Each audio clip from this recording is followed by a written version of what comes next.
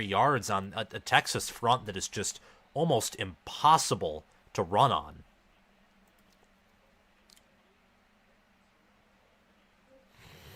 Remember to like and subscribe and click the notification bell, but I assume most of you who are on here are already subs, so I'm not going to say that too much until we get more concurrent viewership. Alrighty.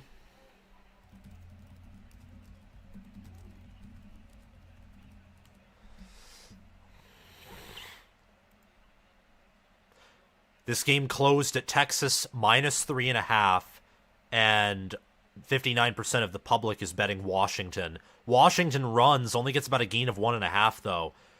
Oh, no, it's they say first down. They say first down.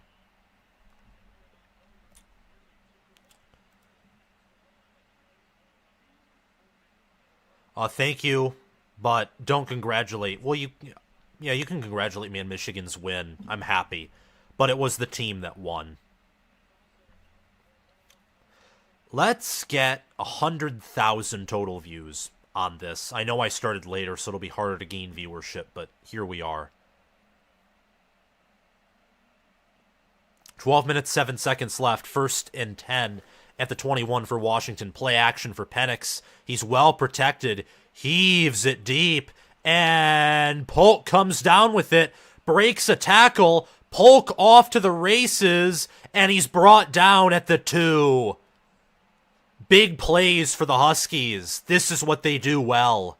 Very well. And what Texas does horribly is stop the pass, as showcased by that busted coverage and the broken tackles. Jalen Polk. Big play. Big play. And Washington already in position to score 1st and goal at the 2. I wouldn't be shocked at all if Ryan Grubb runs it.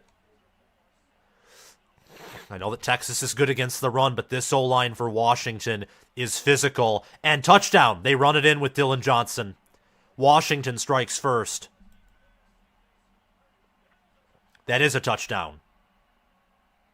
Huskies draw first blood. 6-0 right now.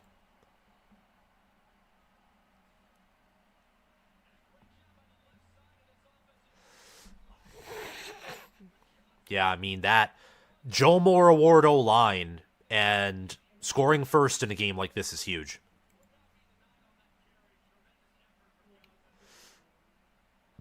Two minutes, 59 seconds, 4 plays, 89 yards. And Washington goes down the field and scores. Grady Gross in to attempt the extra point. It's up, and it's good. Washington scores first in the Sugar Bowl. We've broken 100 concurrent viewers. At one point in the Rose Bowl, we broke 6,000 concurrent viewers. Can you believe that? I would love to have that performance again. We'll see, though, if we do or don't. But I would hope to break 15,000 subs tonight, and I would hope to get 500 likes on this video. But we have our first commercial break. I just got on here, so I'm not going to take a commercial break just yet. Quinn Ewers right now 0 of 4 passing, and Penix is just 1 of 1 for 77 yards. It's nuts. Oh, I'm happy that Michigan won. The Big Ten needed that. They really needed that. That was crazy. The Big Ten's best team beat the SEC's best team, although many would say Georgia is better. I think Georgia power rated is better. But I will also say that I don't think Kirby Smart is the same at Nick Saban in big games, but that's just the case with any coach. Nick Saban's the better big game manager. The Rose Bowl actually reminded me to a certain degree of the 2021 Georgia-Bama national title, where I think Bama obviously had the better coach and were coaching the better game, but Georgia had the better players, and they had the better team and the better assistants. And I think that Michigan's superior assistants, those 4th down plays, the end zone plays, the decision to run the football, I think that Michigan's offensive play calling was better with Sharon Moore than Alabama's with Tommy Rees, and I think that Jesse Minter called a better game than Kevin Steele. And I think that combined with better players is why Michigan won, despite the fact that they were horrific on special teams. And honestly, I'd say the Michigan played like a B-level game.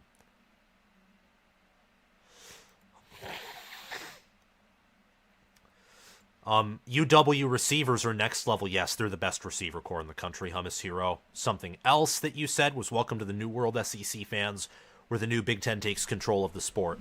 Hopefully. I mean, I predicted a Washington victory because I just think they're better coached by a mile, I think, than Texas is. And they have the better quarterback. They have a massive advantage in terms of skill position talent now that Jonathan Brooks is sadly injured. JW, congrats, Sam, on Michigan's win. Thank you very much for being on here. Marcus Sutton, longtime Washington fan, says, let's go Dogs. Let's go Dogs indeed. CryoSoul, what's your perspective on Michigan now, Sam? This team is as tough as nails. They didn't play their best game despite having a month to prepare, and that's somewhat disappointing, but they won anyway. A lot like Georgia did against Ohio State last year, proving that they were the tougher team. And it wasn't exactly the same as last year's Peach Bowl because I think Ohio State, multiple times out of 10, would have won that game against Georgia just because of matchups. I think multiple times out of 10, more than 5, Michigan beats Alabama, perhaps by more than this. But it just is what it is right now. Views are climbing in. Amazing. 768 LOL. What a game in that Rose Bowl. Hashtag go chaos. Go chaos indeed. And don't be trashing Alabama fans. I've seen a lot of SEC and Alabama fans just be disrespectful, but there's a lot that have been very respectful as well, so let's be respectful to other fan bases in the chat. Texas is going to return this. They're going to bring it out, and they get to the 25, just maybe a broken tackle or two, and they would have been gone. What an awesome Rose Bowl that was. Legendary. Oh. Alrighty.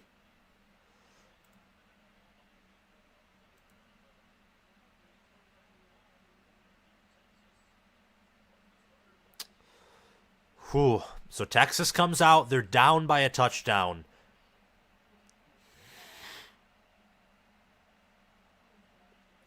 There are 2 running backs back there. They hand it off. And that I think is C.J. Baxter. Yeah, no, it's not. C.J. Baxter's number 4. That was 23, Jaden Blue, the true sophomore. Pardon me. Second down, though, and short. Quinn Ewers, number 3, with Blue and Baxter. 2 backs in the backfield. 2nd and 2. At their own 33. Play action for Ewers. He's pressured immediately, but throws it back to C.J. Baxter, the freshman, who's off to the races. A big play. Nearly was a disaster. I bet if Ewers was hit there, he would have fumbled that, but he got it off. Good play by Ewers and by Texas. Good play call by Steve Sarkisian.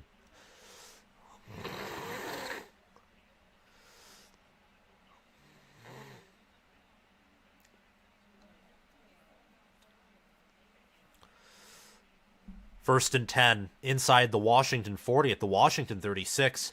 Bird Auburn's been a very good kicker, accurate with a powerful leg. Texas is very close to field goal range, but they want a touchdown here because Washington, they can strike very quickly. Ewers nearly bobbles the snap. He's under pressure. He's going to take off and run, and he's going to pick up the first down before sliding down at about the 23. So both teams already were seeing more offensive fireworks than in the Rose Bowl. But the Rose Bowl defenses, Michigan and Alabama, they're both good at defending the run and the pass. I think both are elite at defending the pass. Michigan's, I'd say, near elite at stopping the run. I didn't like their run defense, but they're elite defenses or near elite defenses. These defenses we're seeing right here do have weaknesses. Ewers is again pressured, and he's going to have to dive down. The problem is Washington's only sending 4 after him, so it's easy for him to maneuver as long as no one's directly in his face. 2nd and 5. Now Texas is in the red zone. I think they're at the 20. 2nd and 6 at the 20.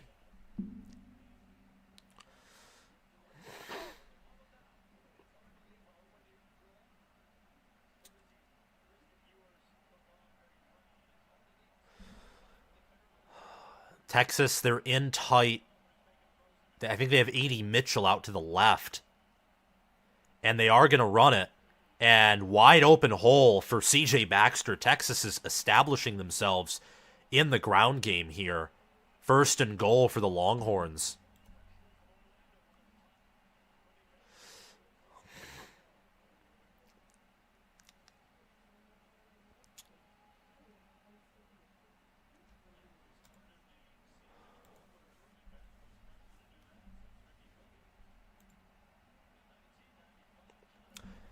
Keep in mind, Washington, I wasn't live for the first Texas drive, but Washington will receive the second half kickoff. That is Whittington, and Whittington got his helmet. Someone got their helmet taken off. It was a Washington defender. Whittington got out to the 2 or 3. That was number 5 of Washington defensively, Edufon Olufoshio. And he still made the tackle. That's toughness right there. I love that. Okay, second and goal from the 5. Let's see what Steve Sarkisian does. Texas has struggled mightily in the red zone this season at scoring touchdowns, much like Michigan last year in 2022. They are going to hand it off, and Jaden Blue gets in. Touchdown, Texas. It'll be 7-7 if Bird Auburn makes the extra point. That is a true freshman as well.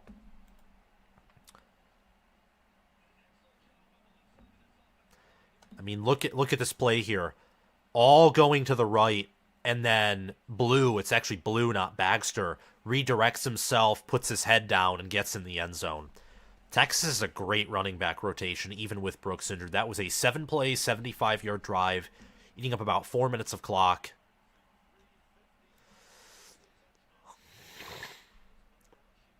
Bird Auburn on for the extra point. And it's good. 7-7 in the Sugar Bowl. Already got some fireworks going on here. It's only halfway over. And there will be a commercial break. I'm going to take a brief commercial break. And we will be right back. See you guys soon.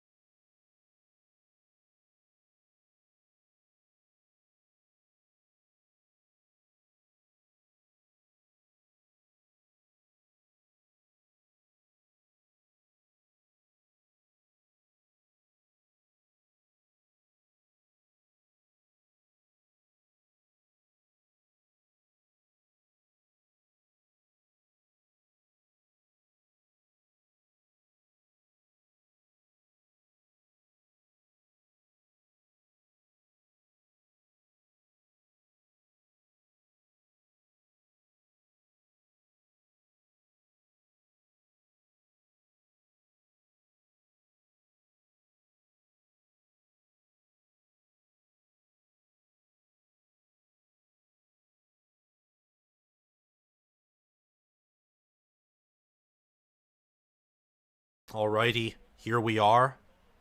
Texas will kick off.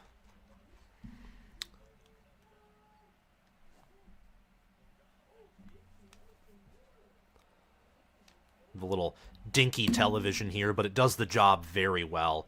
Oh, we got a super chat. $2 super chat and a $5 super chat. Jordan, RU fan, Rutgers fan. Congrats to you in Michigan. Way to rep the Big Ten. Thank you, Jordan, for the $2 super chat. Yeah, Michigan showed that they're tough as nails. And I think watching how Michigan played against Ohio State and how we played against Alabama, I will stand by what I said earlier, that when fully healthy and playing to their ceiling, I think Ohio State's better than Alabama. I do. And this is just, it's incredible to see what happened here. Jaw Demand, thank you for the $5 super chat. Sam, do you remember me saying in this chat to believe? Congrats on your Wolverines. This is huge for the Big Ten. I should have listened to you, but it was hard. Dylan Johnson gets a gain of 5. It'll be 2nd and 5 from the 30 after Penix was facing incoming pressure.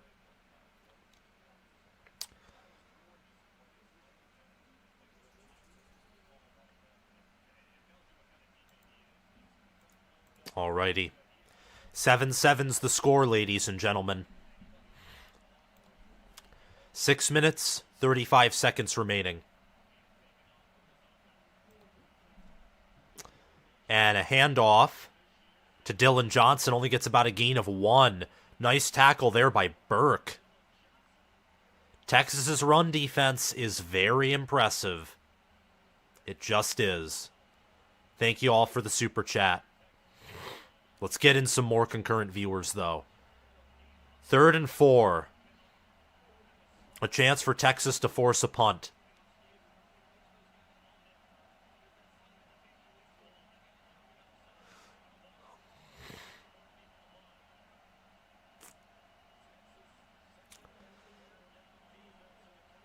Only 5 seconds left on the play clock.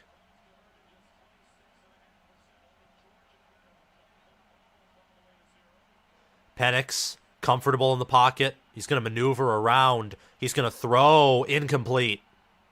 Tried to hit Jack Westover, but it's 4th and 4. Washington will have to punt.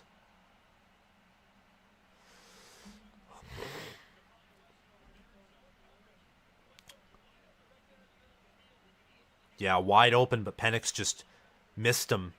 He threw a little low, and Westover couldn't complete the catch. So 4th and 4 for the Huskies. Jack McAllister will punt it away.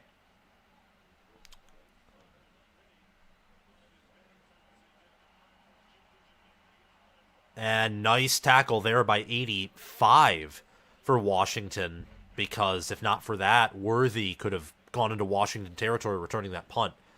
So the Sugar Bowl, 7-7. Texas has the ball back, and already another commercial break. That's just crazy. It's New Year's Eve, though. Not New Year's Day. Or not. It's New Year's Day, not New Year's Eve. Here we are. Let's check the chat.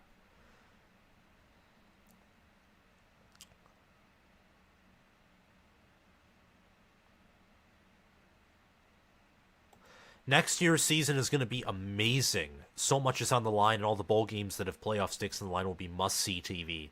LAX lifters. Yeah, I mean, next year's going to be fantastic, in my opinion. I think the 12-team playoff, you either had to do the BCS system or a playoff that was larger than 4 teams. And here we are. BK, go blue. Hi, Sam. Hi, BK. How are you doing? Michael Lee, Texas -4. Sam, what do you think? I picked Washington to win 34-30. Was my pick.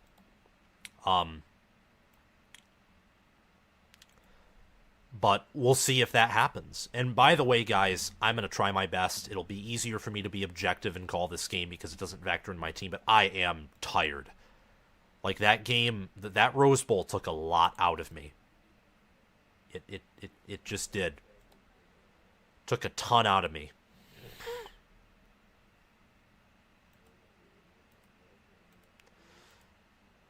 But it'll be awesome to go in person and see Michigan play whoever wins the Sugar Bowl for the national championship. That'll be awesome. Got 300 concurrent viewers. Welcome in, ladies and gentlemen. How are y'all doing?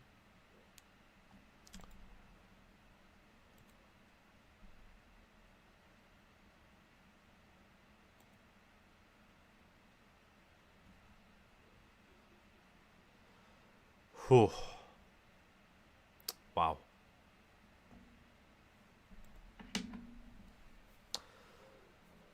What did y'all think about the Rose Bowl? We can talk a little bit more about that while things are going on.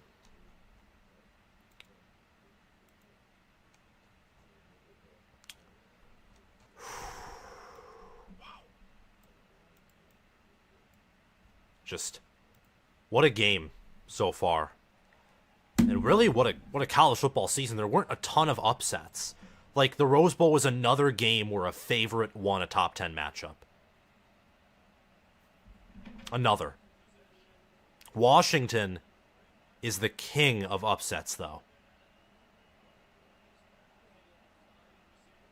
All right, Quinn Ewers.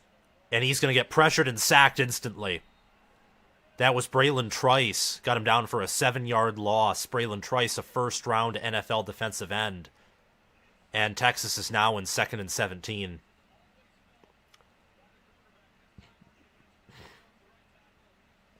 Texas, when it outside of Alabama, Texas is the worst pass pro line for sacks given up, especially when you factor in how much Texas wants to run the football. They're not good at protecting Ewers. Well, they're probably above average or good. They're not great like Michigan at protecting McCarthy or elite like Washington at protecting Penix. A 2-yard run, 3rd and 14. Texas wanted to run with, this time it was Baxter, but now a 3rd and long. What will Steve Sarkisian draw up on the play sheet here?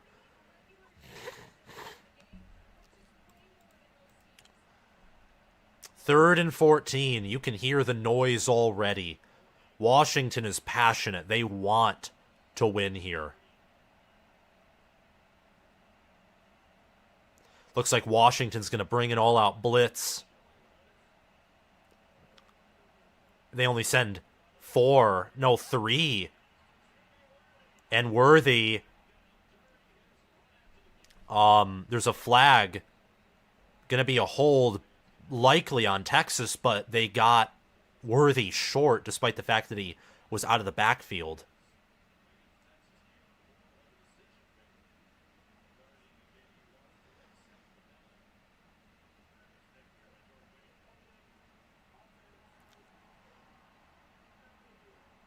Well, they'll retry the down, but there is a holding call on Jordan Whittington, who's one of the better wide receivers in the country.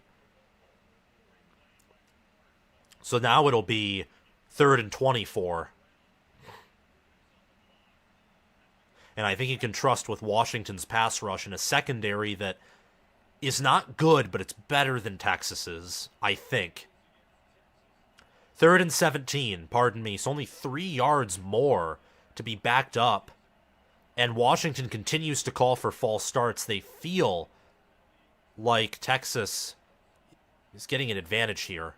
We'll see if they actually send pressure. They send 4, 5. Ewers is going to have to roll around. There is going to be another holding call, but it's caught by Worthy, but there's going to be another holding call. It'll be 3rd and 24.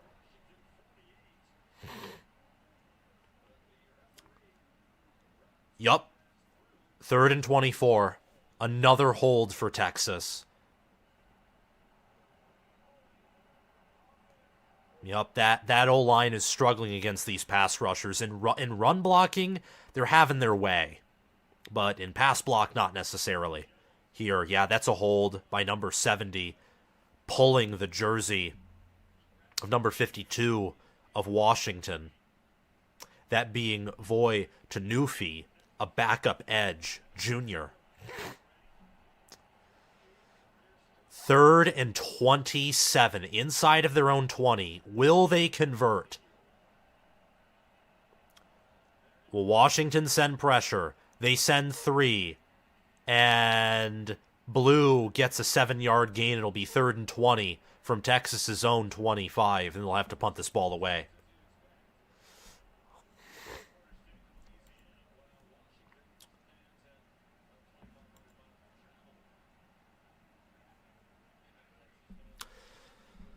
Whew. 2 minutes, about 45 seconds left. Texas will punt this ball away. Jeremy Bernard is the returner. Washington does not come after this punt. Pretty decent punt, but it does take a little bit of a Washington bounce. It's outside at around the 20. Exactly the 20, in fact. For Washington, it'll be 1st and 10 Huskies.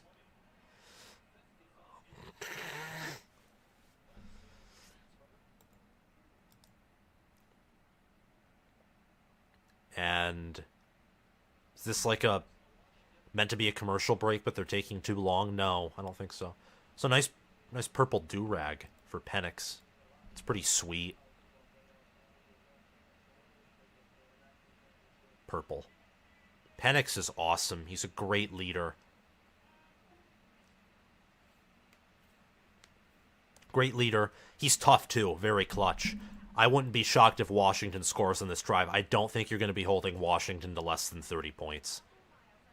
Your hope, and I think Texas will succeed at doing this, your hope is to hold them low 30s. When Washington brings their best game, you cannot hold them to less than like 30 or maybe the upper 20s. I say that because Washington has not faced an elite defense all season, including Texas. Texas does not have an elite defense. Washington has not played a Penn State, Ohio State, Michigan, Alabama, Clemson defense. They have not played those type of defenses all season long. Oregon's is near elite, maybe great, but they have enough issues where I'm not going to put them in that top 5. Speaking of which, they crushed Liberty today, 45-6. Pac-12 is looking very strong with USC, UCLA winning their bowl game, Oregon winning their bowl game, Arizona winning their bowl game. If Washington wins here, the Pac-12 is going to look extremely strong. The SEC, I still think, is the deepest and strongest conference in the country. Their best teams just aren't the best teams in the country.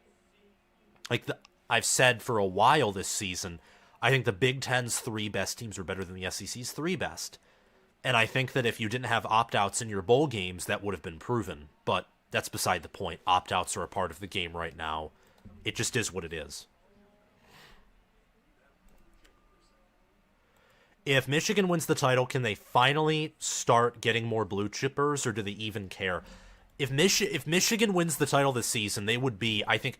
No, Florida State in 2013 had less blue chip players, or about the same amount. I would love for Michigan to get more blue chippers, and I think if they win it all this season, it'll help. But Michigan's NIL game isn't big, and a lot of these higher-level recruits want to get money immediately. I don't think Michigan doesn't play that way. They give you money after you've proven yourself, which I like, but I also do think there should be some, pay for play a little bit just to entice some higher ceiling players. I mean, if you can win with 10 to 15 ranked recruiting classes, who cares? That's the point. But I think that's more of a Jim Harbaugh and Ben Herbert thing than just like a normal thing. Mateo A., talk about USC, UCLA, and Oregon and Washington joining the Big Ten. I will after this series is done. 2 minutes, 34 seconds left in the first quarter. College football playoff and a spot in the national championship on the line. A handoff to Dylan Johnson. He's tackled after a gain of 1. So Washington is trying to establish the run. I think you should go air raid. I think you should pass every down until Texas is only sending 3 or 4 people, because they're not going to sack you with pressure. Texas doesn't have a Dallas Turner. They don't have a Chop Robinson. They don't even have Michigan defensive ends or Ohio State defensive ends. They don't have a Jack Sawyer, even. Air raid. Every play. You will win. Texas brings pressure this time. Penix lofts it in the air, and it's caught. It is hauled in. That is, I think, Jeremy Bernard, number 4. Great play. Bernard, awesome receiver. Just back shoulder catch, turns around. 1st and 10 for Washington at the 50. Minute 30 left. Penix right now, 2 of 3. He's actually 3 of 4 for 111 yards, averaging nearly 30 yards per pass attempt on this secondary. Penix, another passing attempt. Good blocking. Penix throws. He's going to throw out of bounds. Incomplete. 2nd and 10 with about a minute left. Texas being given around a 60% chance to win per ESPN analytics. Both teams have over 100 total yards offensively in the first quarter. And welcome in. We finally have 400 concurrent viewers. We're slowly ticking up here. And we're almost at 70 likes. Thank you guys so much again for a great day of football. I mean, this has just been awesome, to say the least. 2nd and 10. Texas did a good time covering Washington's receivers there. They motioned Dylan Johnson out as a receiver, as a safety valve. Penix, dart over the middle, caught by Odunze, nearly was pressured, but Odunze down inside the Texas 30, 1st and 10 at the 26. There is the nation's best receiver showing himself. Just awesome. Number 1, and he deserves that. And Penix nearly got a face mask. Nearly. I mean, if he got sacked there, it would have been by a face mask. So 1st down regardless. Washington huddling. 1st and 10 inside the 30. Grady Gross, I think, can kick from this range.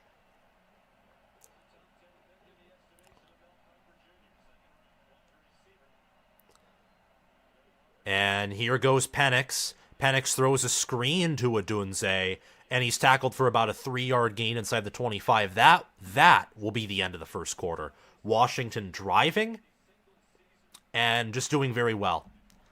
Texas's secondary is struggling, but they are having some success on the ground. They just got to do a better job of protecting Ewers, and Ewers has to be more accurate. 2 of 6 for 38 yards. That's not good. All right. See you guys soon. I'm going to take an ad break, and we will be right back. Right back.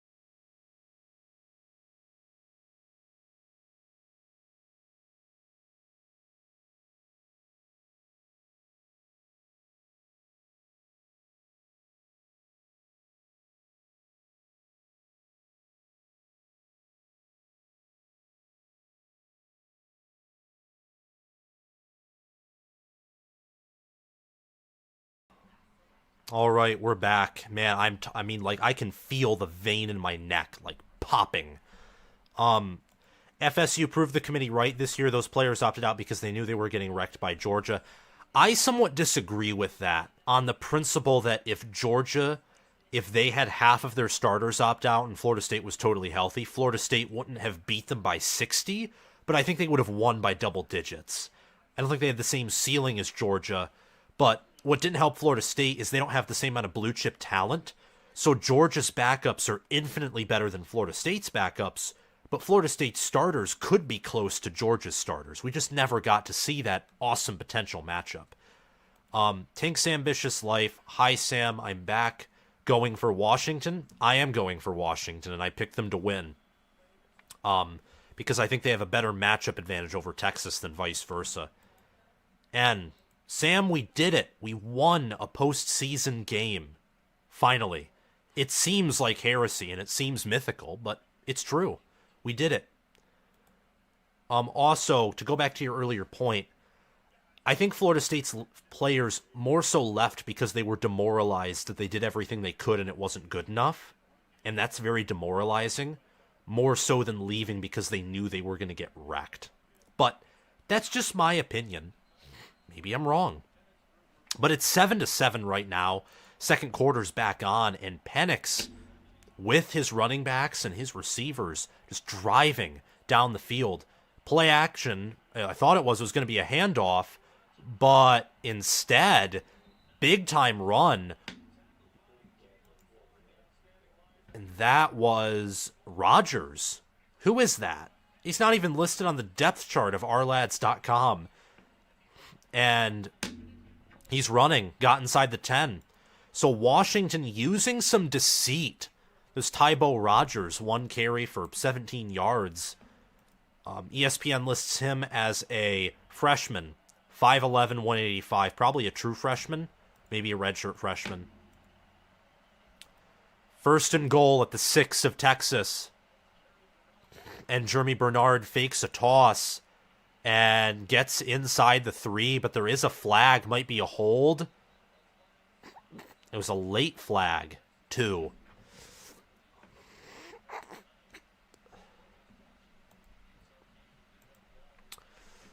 Let's see.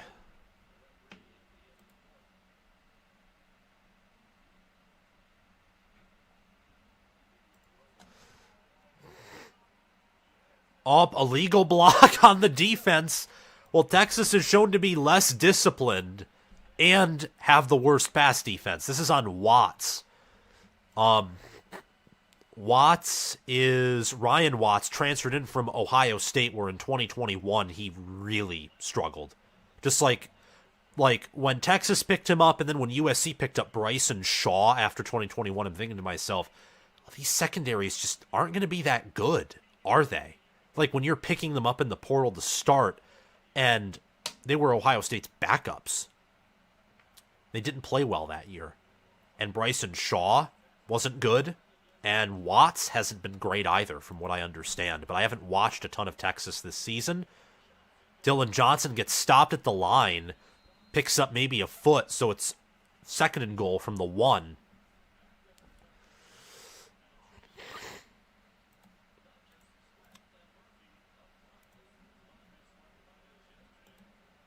Ooh, just crazy. You know, this Texas defense is really good. Like, they're elite at stopping the run. The problem is, their pass defense is horrid. So, therefore, you kind of have to compensate. And I think that's where Washington, if they pass first, they can open up the run, like what they've done in this drive. They hand it off to the fullback, and he gets in easily. Easily. That was Dylan Johnson lined up at fullback. Easily got in. And Washington claims a 13-7 lead. Beautiful. They lined up Bernard at running back, Johnson at fullback, and that push just won the line of scrimmage. And when you're Washington and you're winning the line of scrimmage and you're winning the skill battle, that's deadly. 13-7, Grady Gross on for the extra point.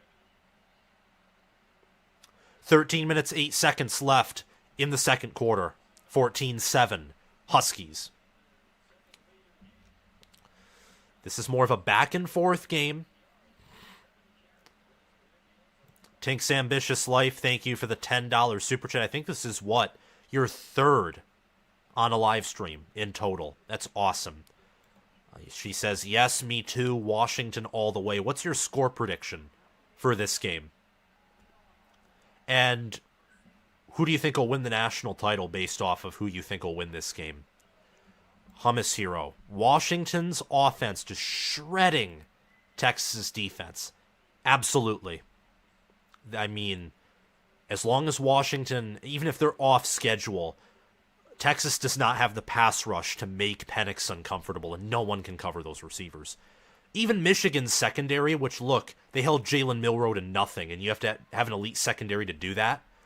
Even their secondary wouldn't be able to cover these receivers all game. Shivan Jethwa, easy touchdown. Yeah, easy touchdown. And Hummus here also says Washington's play calling has been masterful thus far. Indeed, it has.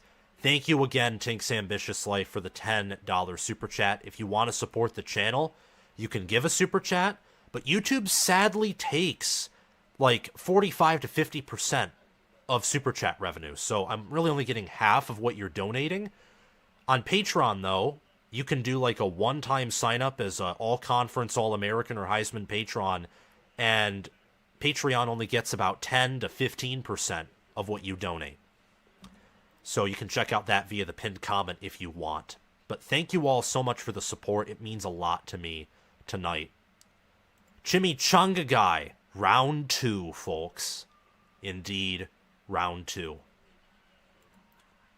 And yeah, apparently after every score, I'm going to have to click on the other tab where I'm providing the score bar, because otherwise it doesn't reload, which is annoying, but it is what it is, and it's very simple.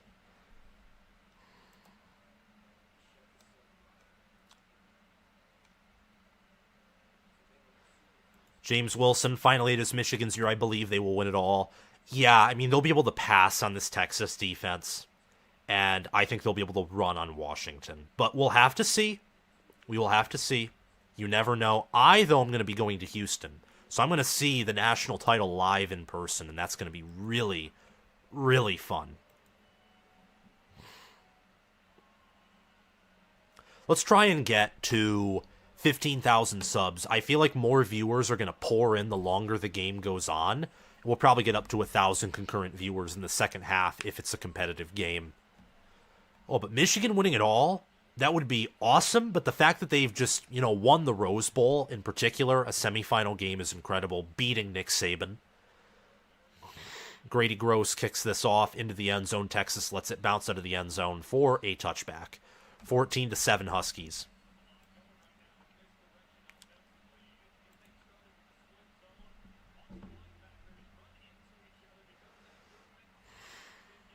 You know what I'll say is one thing is Washington's controlling the line of scrimmage, but Texas, they're passing too much. You're 2 of 6 for 38 yards. You've had some, I think, busted fluke plays passing. You're 10 of 63 on the ground, and you have been gashing Washington. Go on a 15-play, like 6, 7, 8-minute drive and show them that in the same way that you control the passing domain, we control the run domain. Like, that was asinine. Play action pass to Jatavion Sanders as a screen, and number 5 for Washington, and Defuan Olufashowo. No, I butchered that name. Olufashoyo, I think is how you pronounce it. He blew that up. Another good tackle by him. And he is projected to be a 5th to 6th round pick. Like, what are you doing? It's a dumb play call. Ewers wants to pass, but he's under pressure. Incomplete. Wanted to go to Worthy, but that right there was Jabbar Muhammad, and he has been the best defender for Washington all season long in the secondary. Overall, I would say it's Braylon Trice and the members of that defensive line that have been the best, but Jabbar Muhammad has 15 passes defended this season. He was an all Pac-12 second team, and he's tied for 10th in FBS with passes defended at 15th. And my TV is buffering. Well, that sucks. At least it didn't buffer during the Rose Bowl. That would have been horrid. But not buffering. At least it's, buffering here.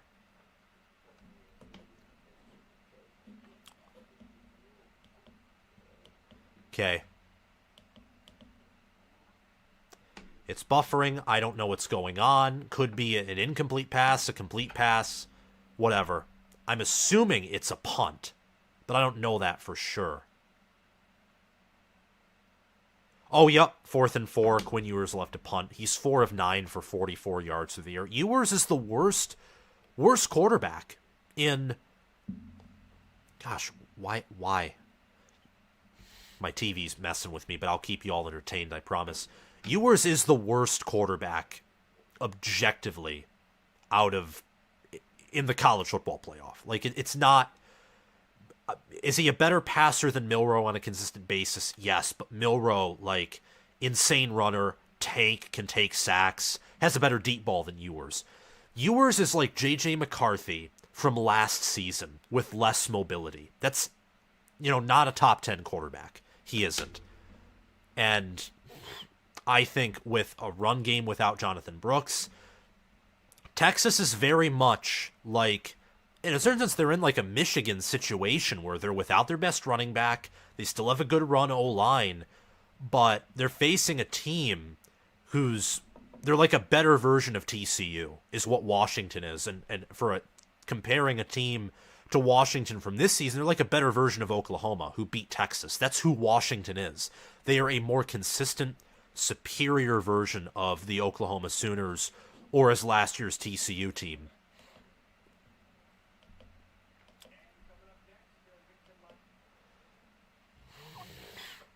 All right, game's loading. Texas punts, and Washington muffed it. So Texas gets a lucky break there with a muffed punt by Jeremy Bernard, and he's mad. It sucks. But it is what it is. 2nd and 1. CJ Baxter's averaging almost 10 yards per carry. He just had a 9-yard run. Special teams is not they're good on special teams, but it's not their strong suit. Texas, I would say special teams is probably their strong suit with Bert Auburn and those players. And another long run of about 9 down to the 5, 1st and goal at the Washington 5. Texas has it. But there is a flag. Is it another hold? Looks like it, because Baxter's rolling his eyes, and it's understandable. Your O-line has to do better. Illegal shift. Wow. Not good. 5-yard penalty, so it's 2nd and 6 now? Yeah, 2nd and 6 at the Washington 18. We got over 100 likes, ladies and gentlemen. Let's push it to 500. Texas again is going to run. No, play action pass. It's caught by Jordan Whittington, and he's tackled at the 2 or 1. That was beautiful. I thought that was a run. That's where Sarkisian and this offense are beautiful, is that, they can run the ball and they open up strong lanes in the offensive line. I mean, pardon me with my nose, I thought that was a run. Beautiful play action. Bless me. 1st and goal, they bring in their heavy package with Baxter in there. I expect a rushing touchdown. Tavondre Sweat is used as the fullback, and he scores. No, it's Byron Murphy, actually. Touchdown, Texas. It'll be tied at 14 if Auburn makes the extra point. Wow, using their defensive tackles as fullbacks is quite epic.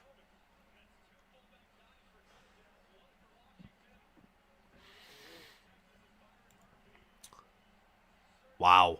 Crazy. 22 yards, 3 plays, minute 37 seconds. Got fortunate there, though. Texas did. Ewers is still 5 of 10 for 61 yards. And Auburn makes the extra point, so it's 14-14 with 10 minutes left in the second quarter. Yep, muffed punt by Jeremy Bernard. And then a Byron Murphy fullback run. Impressive. All right. We'll do commercial break the next time that ESPN takes a commercial break, because this is how college football should be, is you only get like 2 or maybe 3 at most commercial breaks during the quarter, not 4 or sometimes 5, or I'd say on average it's like 4, maybe 3. Should be just 2, maybe 3 at the most. Let me check the chat. Chimichanga guy, I'm sorry I'm late. I had to take a break from the insane game. Don't apologize. I didn't start this live stream until after the first Texas drive, which was a punt. Had some coffee and smoked a cigar, and now I'm ready for a great stream as always. Nice to have you on. If Washington is to win this game, the Big Ten is guaranteed to have the defending champ next season, which is sweet. Very sweet. Jealous Beanbag 56. I'm transferring to Michigan for this semester, and it's going to be chaotic when I move in a few days. Where are you transferring from, Jealous Beanbag 56? Because I am going to be attending Michigan this semester. I took last semester off just to save money and build up this YouTube channel. But I'm going to be taking a advanced macroeconomic theory class this winter. Blay Largo Blue Baby. UB1, congrats, Sam. Emotional roller coaster ride. Fun call. Go Huskies. Tink Ambitious Life. Washington 34-20. Wow.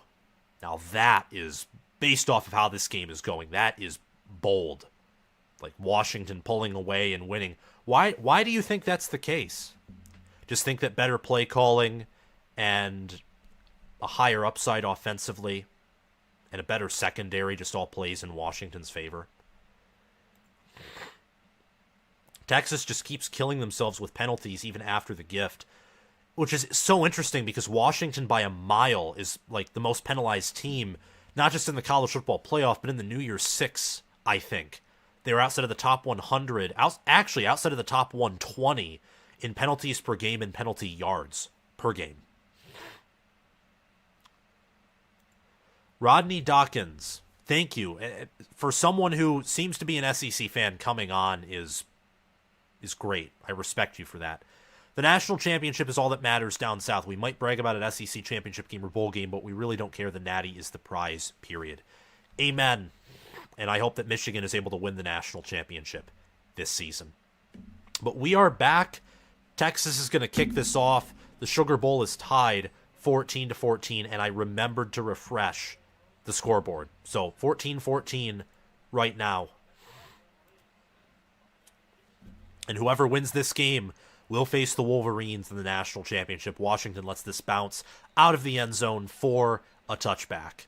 That'll bring on Michael Penix Jr., Roma Dunze, and Ryan Grubb and Kalen DeBoer are going to draw something up here. I can feel it. They have been able to drive down on this Texas defense. I think they'll score here. Whether it's a touchdown or a field goal, we'll see.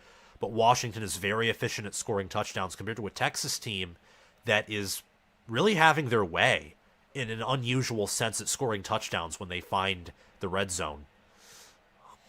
But that one turnover certainly helped a Texas offense that I think's looked more lethargic and more inconsistent. Washington here with the ball at their own 25. Is Texas going to bring a blitz? No, they just bring 4. But they're playing in zone. Penix is going to go deep and caught by Adunze inside the 25. Wow. That is a 53-yard pass. Just went over the top. Wow. That Texas secondary might surrender over 400 passing yards in the whole game. Oh my gosh. Perfectly placed ball. Perfect catch by Adunze. That is why he's college football's best receiver. Incredible.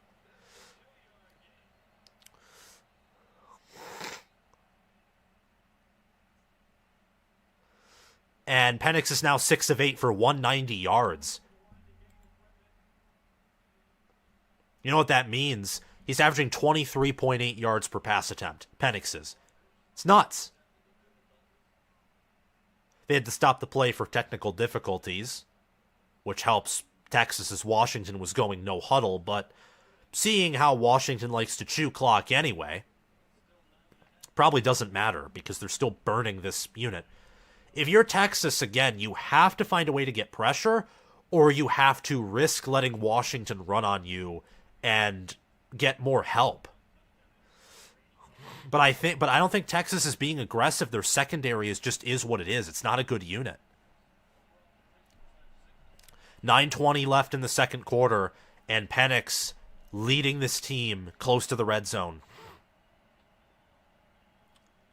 Toss to Dylan Johnson, and Dylan Johnson gets a gain of 6.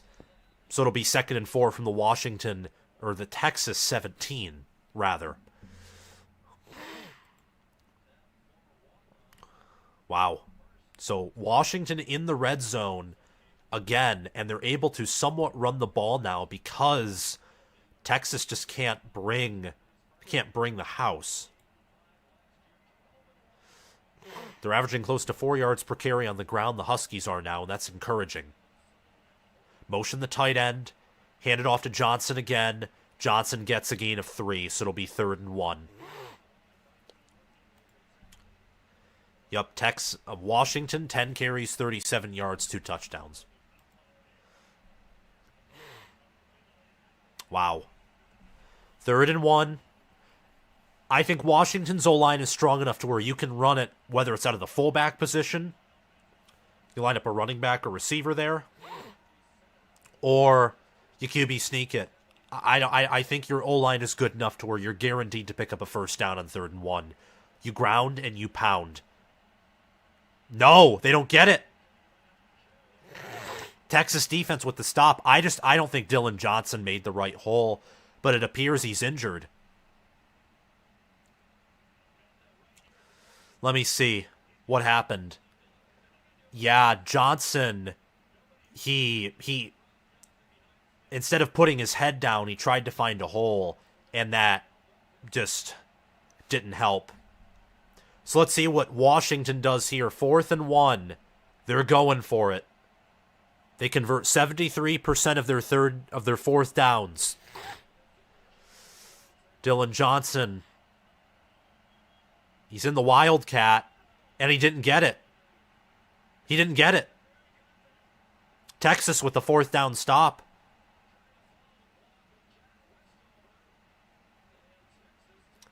Yup, Texas is going to take over on downs. It's a huge stop for Texas's defense. Part of me thought that maybe,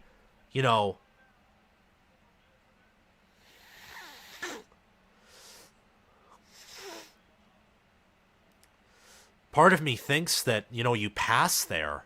That's what I was expecting, was like a short pop pass from Penix, but alas, it's not the case, and Texas gets a big stop. Oh, we got a super chat. Another one. Sheriff Bear, thank you for the $5 super chat. The Big Ten just reminded the SEC that they ain't all that. Michigan made history and ended the stigma. They ended the stigma for sure. Washington short, well over a yard short. Nice stop by Byron Murphy II. And yeah, the Big Ten just, showed that they can compete for national titles. They can beat the best of the best. The best Big Ten team beat the best SEC team. And I'm telling you, Michigan's better than Georgia. I know that Georgia might be power rated better than Alabama, but Alabama doesn't. They have Nick Saban as their head coach. Kirby Smart, great, but I don't know. Just there's something about beating Alabama when they beat Georgia and when they've just done such a good job coaching that it is what it is, and it's great. But thank you very much for the $5 super chat, Sheriff Bear. We're going to take an ad break here. We'll be right back. Texas with a huge 4th down stop, a chance to take the lead. See you guys soon.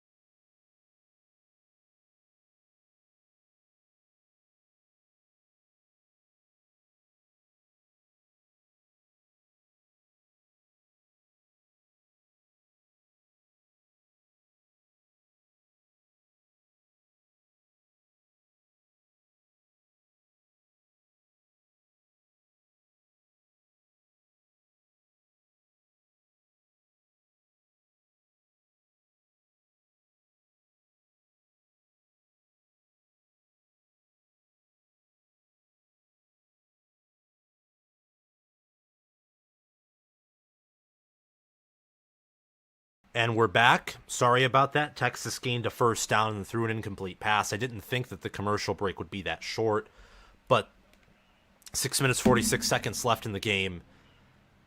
Texas 2nd and 10 from their own 26.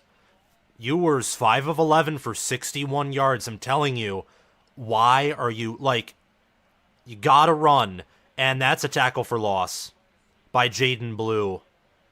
Loss of 2. That'll be 3rd and 12. Nearly he got away, and if he did, that would have been a big gain, but Braylon Trice made the clutch tackle, and Washington substitutes defensively. 3rd and 12.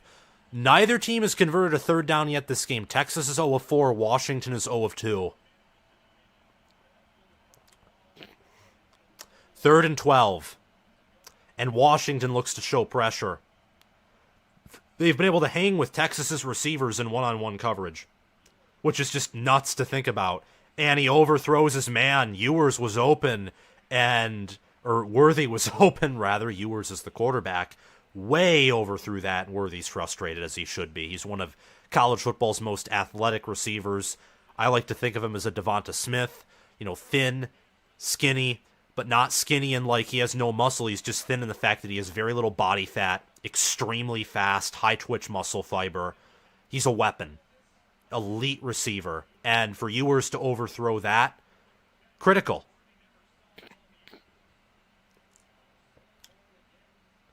And it's another punt. And it's a fair catch by Bernard. 1st and 10 at about the 25 for Washington. They have 5 minutes and 55 seconds to drive down the field. And reminder, they get the ball to start second half, so they could, maybe drive down and double dip and get ahead by 2 scores at the beginning of the second half. Okay, and we have a commercial break here. Blah. Let's check the chat.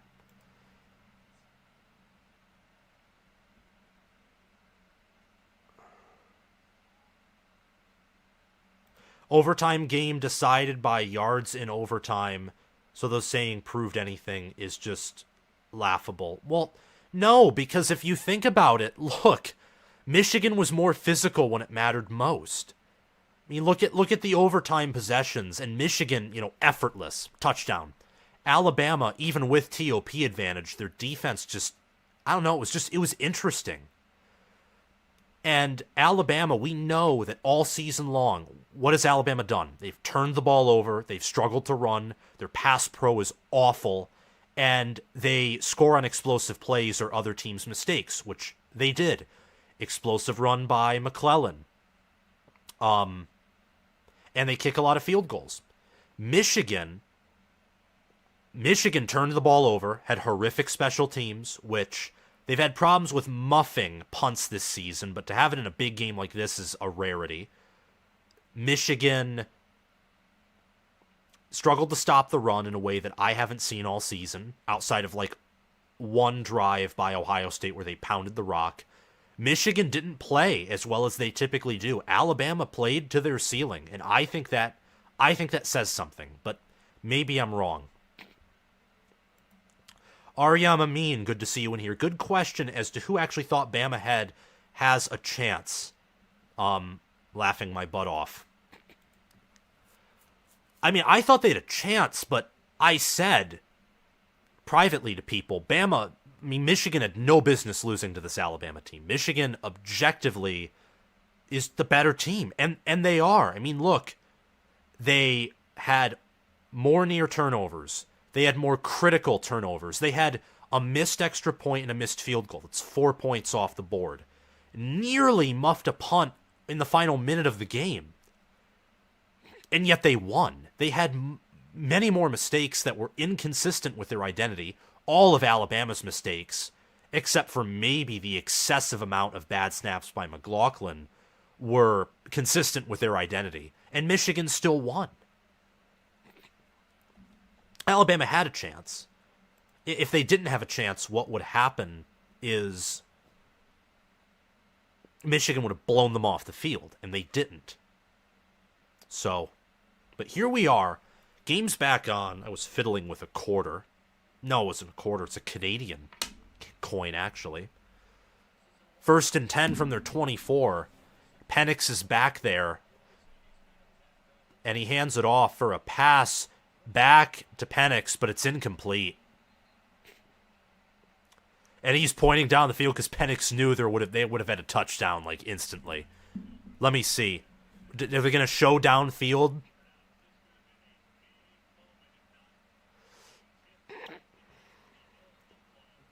Yeah. They didn't show downfield, but I guarantee it was wide open. Penix is averaging over 30 yards per completion, just dotting up this secondary. Can Texas get pressure? We'll have to see. But Dylan Johnson gets a gain of about 6, so it'll be 3rd and 4, 3rd and medium. So 3rd and 4 at the 30.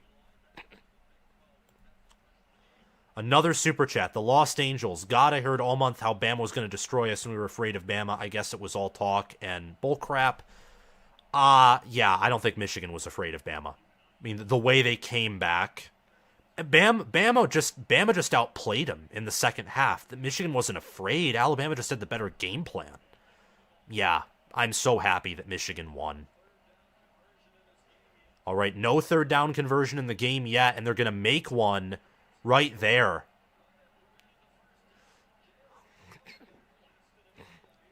That's a 1st down. Jalen McMillan picked up enough. That was a 1st down. The ball was right at the line.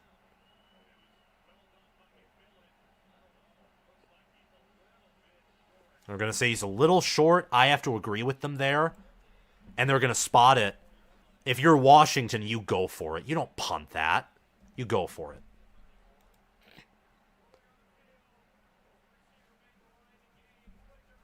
They're reviewing the play. It was a beautiful tackle, open field. That you should go for it if you're Washington. I mean, look, 240 total yards. You're outgaining Texas. In fact, yeah.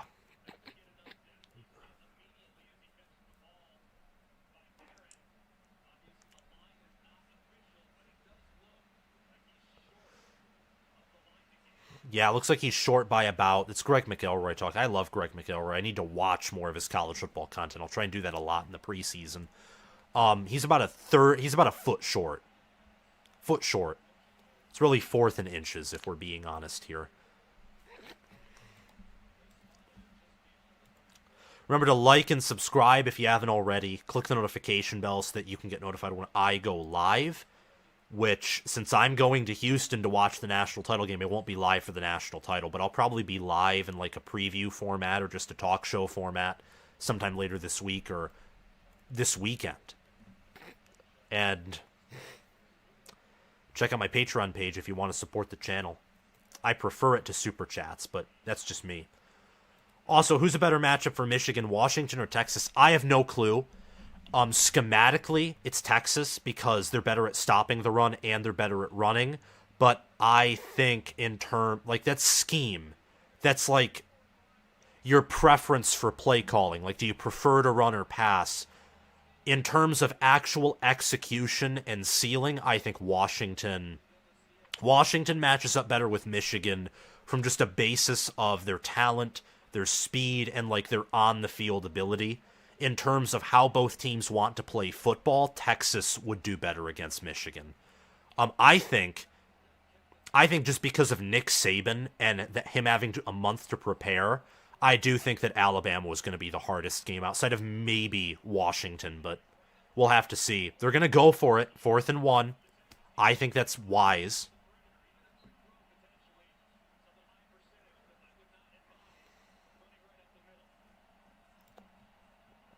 Okay, here we go.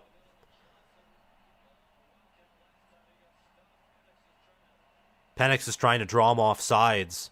Will they actually go for it? No. You gotta go for it, man. And Washington takes a timeout. You gotta go for it, man. Well, actually, it'd be wiser to punt it because you have stymied Texas's defense. It'd be wiser. Belisari, nice to see you back here. I know you've gifted me a few super chats before. Washington is a higher ceiling. Texas is more consistent. I agree with that.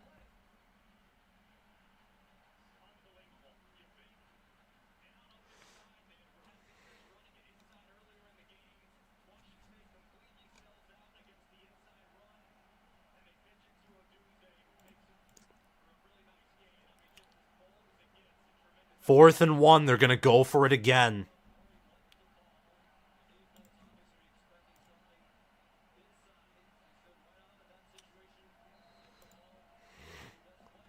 Fourth and 1. This is where it gets real.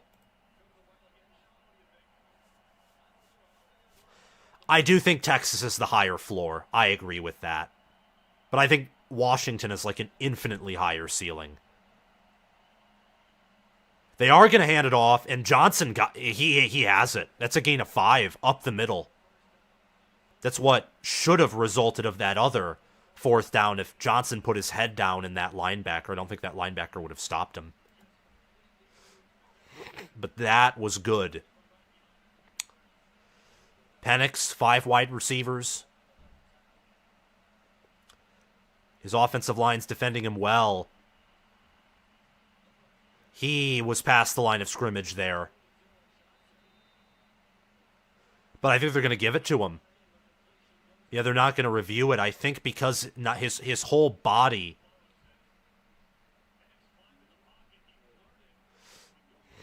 Yeah, I think he went across the line of scrimmage, but I could be wrong.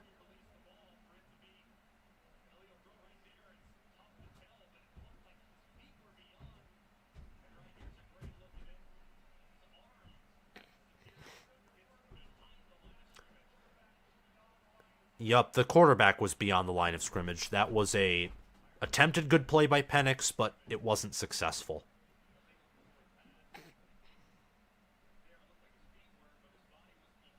I would only rather play Washington due to it being in Houston. That's understandable.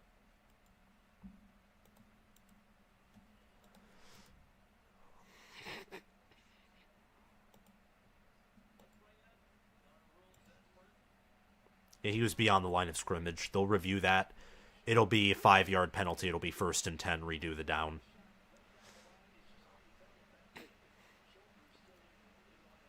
Wow.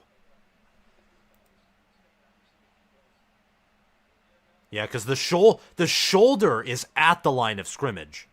The legs are past the line of scrimmage. So I think he's beyond the line of scrimmage because I think it's about the feet.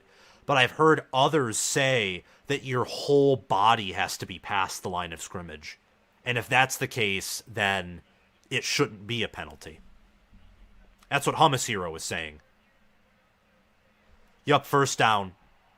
His arm was behind the line, though. It's not a penalty. That's probably the right call. And Sarkisian is mad. But it is what it is. I mean, look, your team has shot itself in the foot over and over and over again.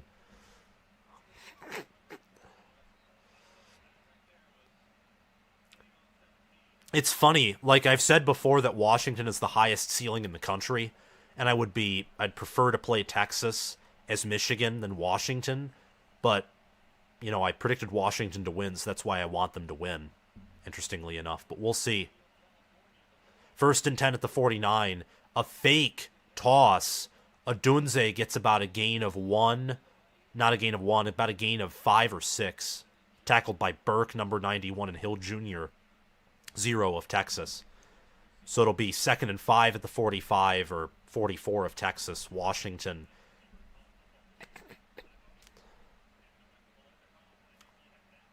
Wow. Only 2 minutes, 35 seconds left in the game, and Odunze comes off the field.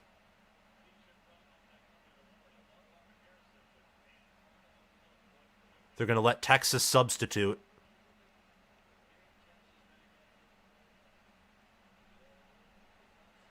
And Washington will have to spend a timeout due to Texas abusing that substitution rule.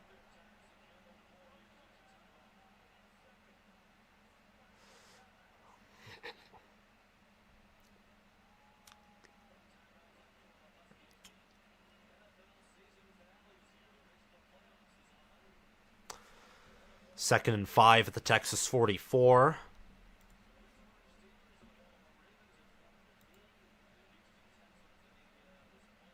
That's a sweet jacket. I don't know who that is. He's on the Texas sidelines. It's a nice jacket, and he has a Groot hat.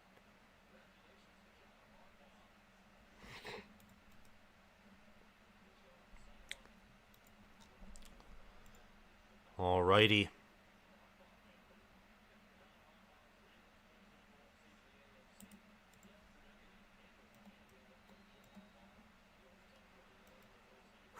2 minutes, 17 seconds left.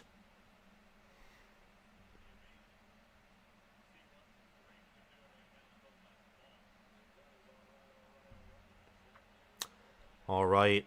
Washington going in tight. Wouldn't be shocked if they run, but they pass out of anything.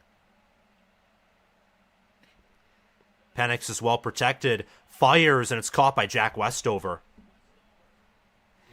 So Washington inside of the 30. It'll be a 1st and 10. Beautiful play. Texas brought pressure, and they nearly got to Penix, but Westover just great catch at the 29. It'll be 1st and 10 from the Texas 29. And Washington willing to use that clock. Right now they have like a 5-minute possession advantage. Washington's controlling this game. And taking a lead with game control into the half when you can double dip is scary. And a deep pass, overthrown. Oh, he had his man, I think Devin Culp, the backup tight end. Yeah. But he's actually listed as a starter in this game.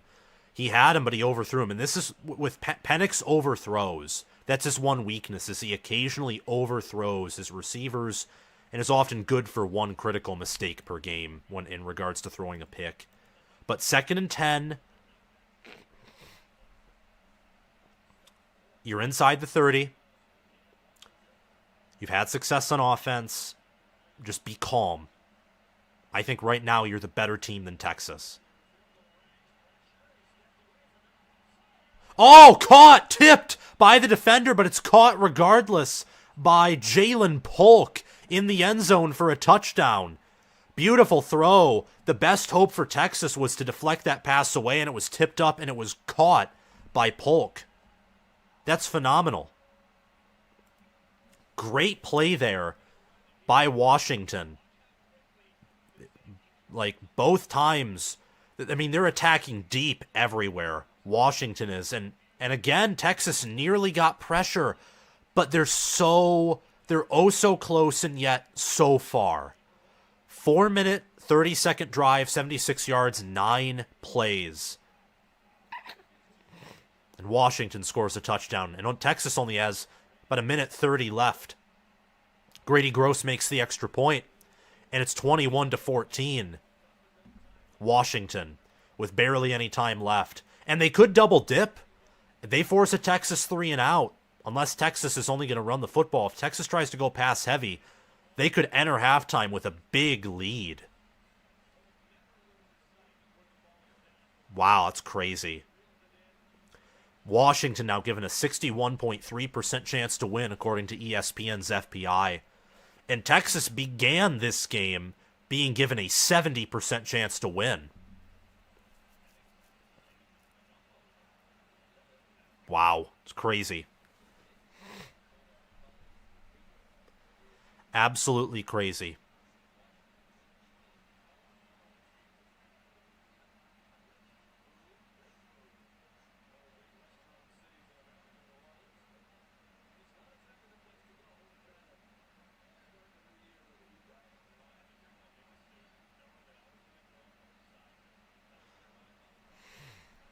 Grady Gross going to kick this ball off.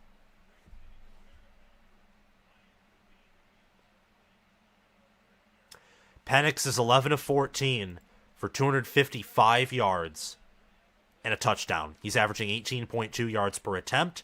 His receivers are averaging 23.2 yards per reception, which means Penix is averaging 23.2 yards per completion, which is crazy, frankly.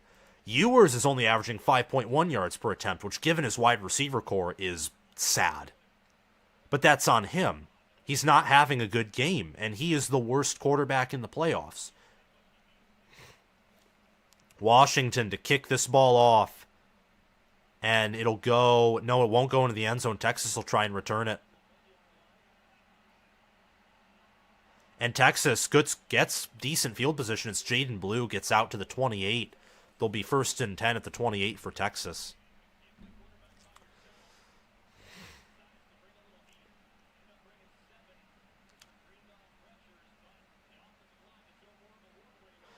Washington's offensive line right now is living up to the Joe Moore Award name. They are. In run block, not necessarily, but that's because they're facing an elite run defense. In pass block, they're doing everything they can against an awesome Texas D line. They're controlling the lines of scrimmage. They're controlling the game. Washington is 16 minutes and 43 seconds of possession. And now Texas. Washington receives the ball to begin the second half, and they have been working you. Deflected at the line, incomplete. Had a man open. 2nd and 10 that gives Washington essentially a free timeout. So Ewers now 5 of 13 for 61 yards, averaging less than 5 yards per pass attempt, and barely over 10 per completion. That right there was Washington's D-line getting in the face of Texas's O-line. That was Tuli Gasanoa, defensive tackle. Washington looks to bring pressure. Whittington's motion to the left of Ewers with, I believe, Jaden Blue in there. They're going to try and cover him, and he picks up a first down before getting out of bounds.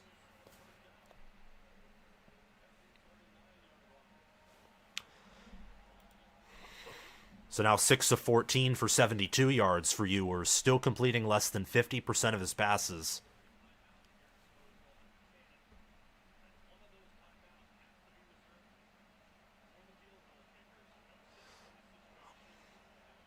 Washington looks to bring pressure again. I think they what they want is they want to use that timeout and score again. But they don't bring pressure. It's a fake, goes in zone, and dropped. Number 23, Jaden Blue, out of the backfield, dropped it. That would have been that was in the bucket by Ewers, not his fault that Blue dropped that. That was at about the... Trying to judge where that is, but I don't know. I think that would have been out to the 30 if he caught it. 2nd and 2. 2nd and 10 again, actually. Let's see what Sarkisian draws up here. Ewers has struggled in the times where he has done well. Just things haven't connected. 1 minute, 4 seconds left in this game. Ewers is throwing and it's caught. Jatavion Sanders, the tight end, into Washington territory. 1st and 10 at the Washington 47. Just 59 seconds left, and he got it out of bounds, so preserves the timeouts.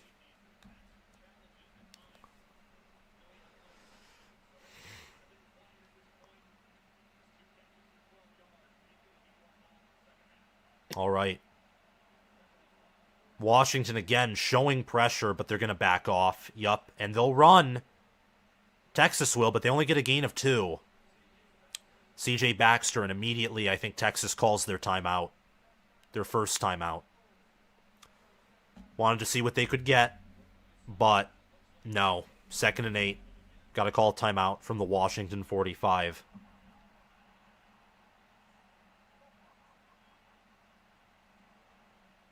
Coming back from break. I don't know. I don't even know what that was.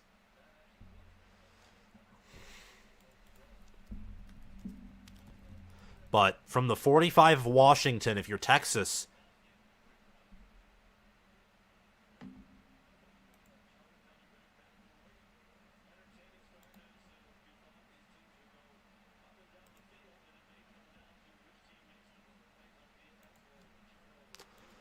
whew. And we got another super chat, one that it'll load. Lost Angels, does Texas even have a defense? LOL. Swiss cheese. They have a great run It's a lot like Michigan State's 2021 defense. Horrible secondary, awesome front 7. But Sanders gets the first down. Nice reach out. Texas has a 2021 Michigan State style defense, which is why I didn't think they had the potential to win it all. You know how teams have an X factor as a strength? Texas has a W factor as in weakness. That's they have a W factor as in an ultimate weakness. Texas doesn't have an X factor, but they have a big weakness in their secondary. I think McCarthy could tear up that secondary. And Penix is obviously doing that right now.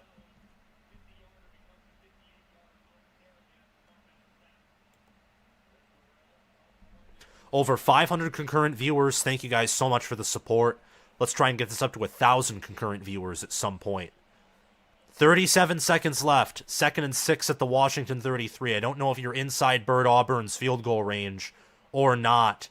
Ewers is going to not pick up the first down, but going to stumble out of bounds for a gain of 5. It'll be 3rd and 1 with 29 seconds remaining.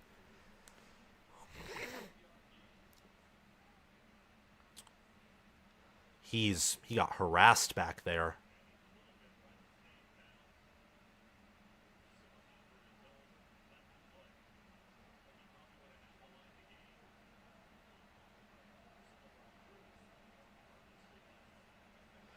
Third and 1. You know, if you're Texas, you're probably going to run here. Maybe you'll go up with number 17, though. Number 17 for Texas.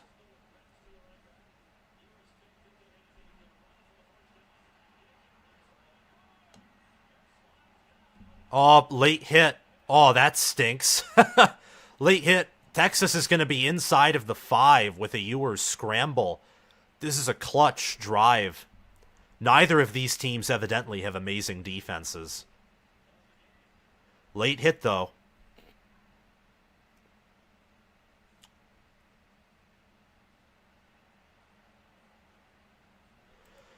Belisari, Texas doesn't have the same pass pro that Washington does, though, in my opinion. It would be better for Michigan to play Texas because they could get to Ewers. I think Michigan wouldn't have 7 sacks on Ewers, but they wouldn't give up the same amount of rushing yards either.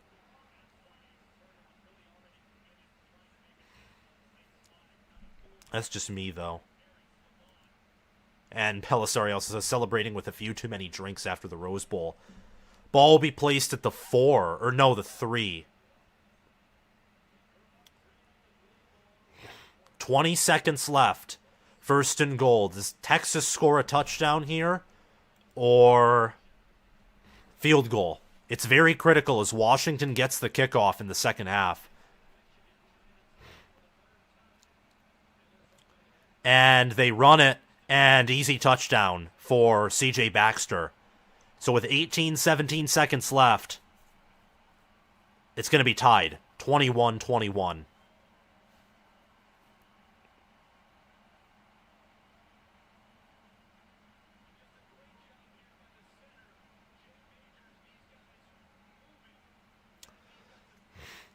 And Washington collapsed in on them, but then Majors, the center, was able to open a hole in the left, and Baxter just climbed through it.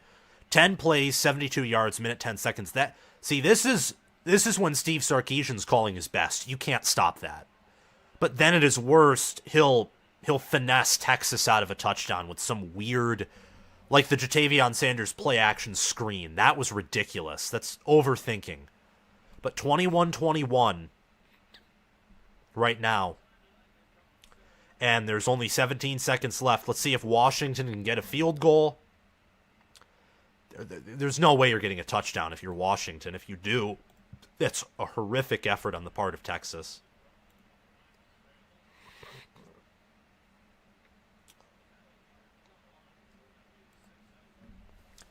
But Washington, it's fortunate they get the ball to start the second half because that can, put them right back in the lead instead of Texas double dipping.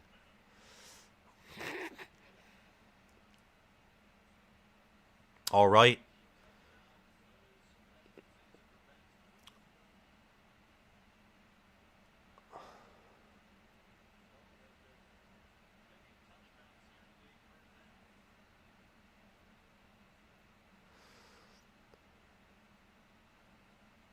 Stone will kick this off for Texas. Come on, guys. Let's try and get to 1,000 concurrent viewers and 500 likes. Maybe that's unrealistic. We'll see. We're almost at 14,700 subs. Jack Stone kicking this off. It'll be out of the end zone. Washington will let it touch back. 21-21, by the way, in the Sugar Bowl, the All-State Sugar Bowl.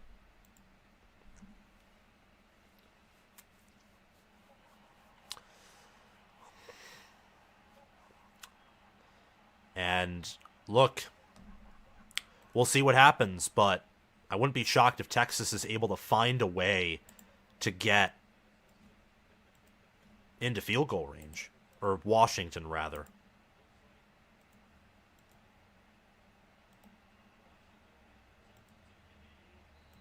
And Washington takes a knee. They're content to take a knee. It's 21-21. These teams are even. Like, dead. Well, Washington's made more critical mistakes. I think Washington's slightly better. But these teams are pretty close. Which is why I never understood why Texas was favored by more than Michigan over Bama. Like, I mean, you looked at the halftime, and Michigan was the better team than Alabama in the first half. Alabama was the better team in the second half, but then in overtime, it was like Michigan just pulling through and winning. 21-21 at the half. I'm going to take a commercial break, and I'll be off for probably 5, maybe a little more minutes just to eat, recover, take a Tylenol. My head's hurting, but I'll be back very soon, guys. I'll see ya.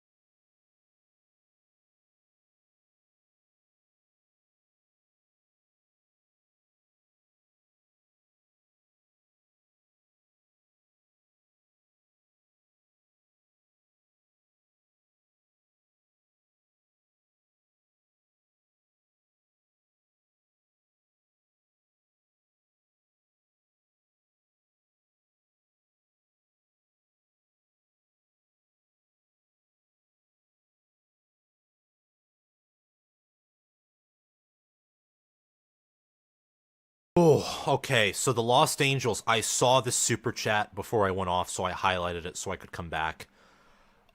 His question was, do Michigan and Alabama have the best defense in the college football playoff? Easily. Easily. And you could statistically break that down, like, before the playoff even began, that it was clear these were the two best defenses in college football. I think it goes... It's like someone put it. I'm going to find the comment and then post it after. Belisari said, absolutely. Michigan's is A+. I'd say Penn State and OSU go up there. I think those are the three best defenses in the country. Bama's is A. I would put Clemson there. I would put Iowa there. Just some teams to mention. Washington's B. I might put Washington's like B+, but I'd probably say B. Texas's, I would say B or B-.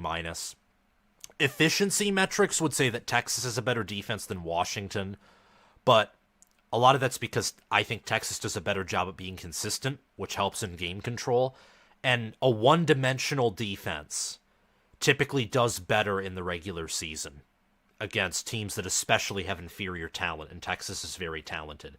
But the problem is, when a one-dimensional defense, I would rather have a balanced defense. Like, Washington's is more balanced. They're not as good at stopping the run as Texas, but they're better at straight-up secondary play. And I'd rather have that because that defense can at least perform to a good level against anyone on a good day. Texas's defense against a great passing offense will always fall short. And Michigan doesn't have a phenomenal passing offense, but what Michigan does a good job of is completing passes. McCarthy, against an Alabama secondary that has NFL players everywhere, still completed above 60% of his passes. He had a 168.4 passer rating. He had a better game statistically against Alabama than he did against Iowa, Ohio State, Penn State, Maryland, and Purdue. It was his best game by passer rating since Michigan State, and his third best game since November in terms of quarterback efficiency. Against Ohio State and Penn State, he had a QBR of 94 or above. And he had positive rushing yards. He had over 20 rushing yards for the first time since the game against Penn State. So, incredible performance. 3 touchdown passes. Had that one near interception, but outside of that, played well. Him and Roman Wilson and Barner and Loveland and Cornelius Johnson would be able to hurt Texas's secondary. Not in the same way, but they would be able to target it for sure. BK.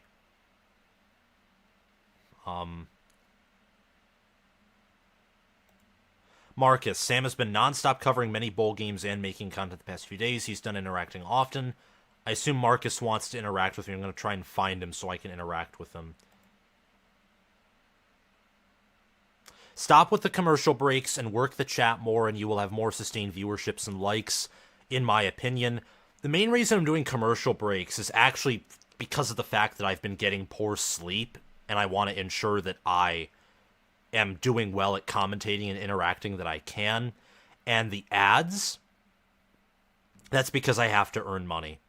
But thank you for the suggestion. I try to limit it just to 2 ad breaks per quarter. Occasionally I do 1 when it's a very close game. But nice to see you here, Marcus Aurelius Maximus. Sheriff Bear. Sam, what do you think if in theory the committee showed even heavier SEC bias and put Georgia at 4 and Bama at 3? Do you think UGA would have gotten that third natty, or would have Michigan beaten Bama or UGA?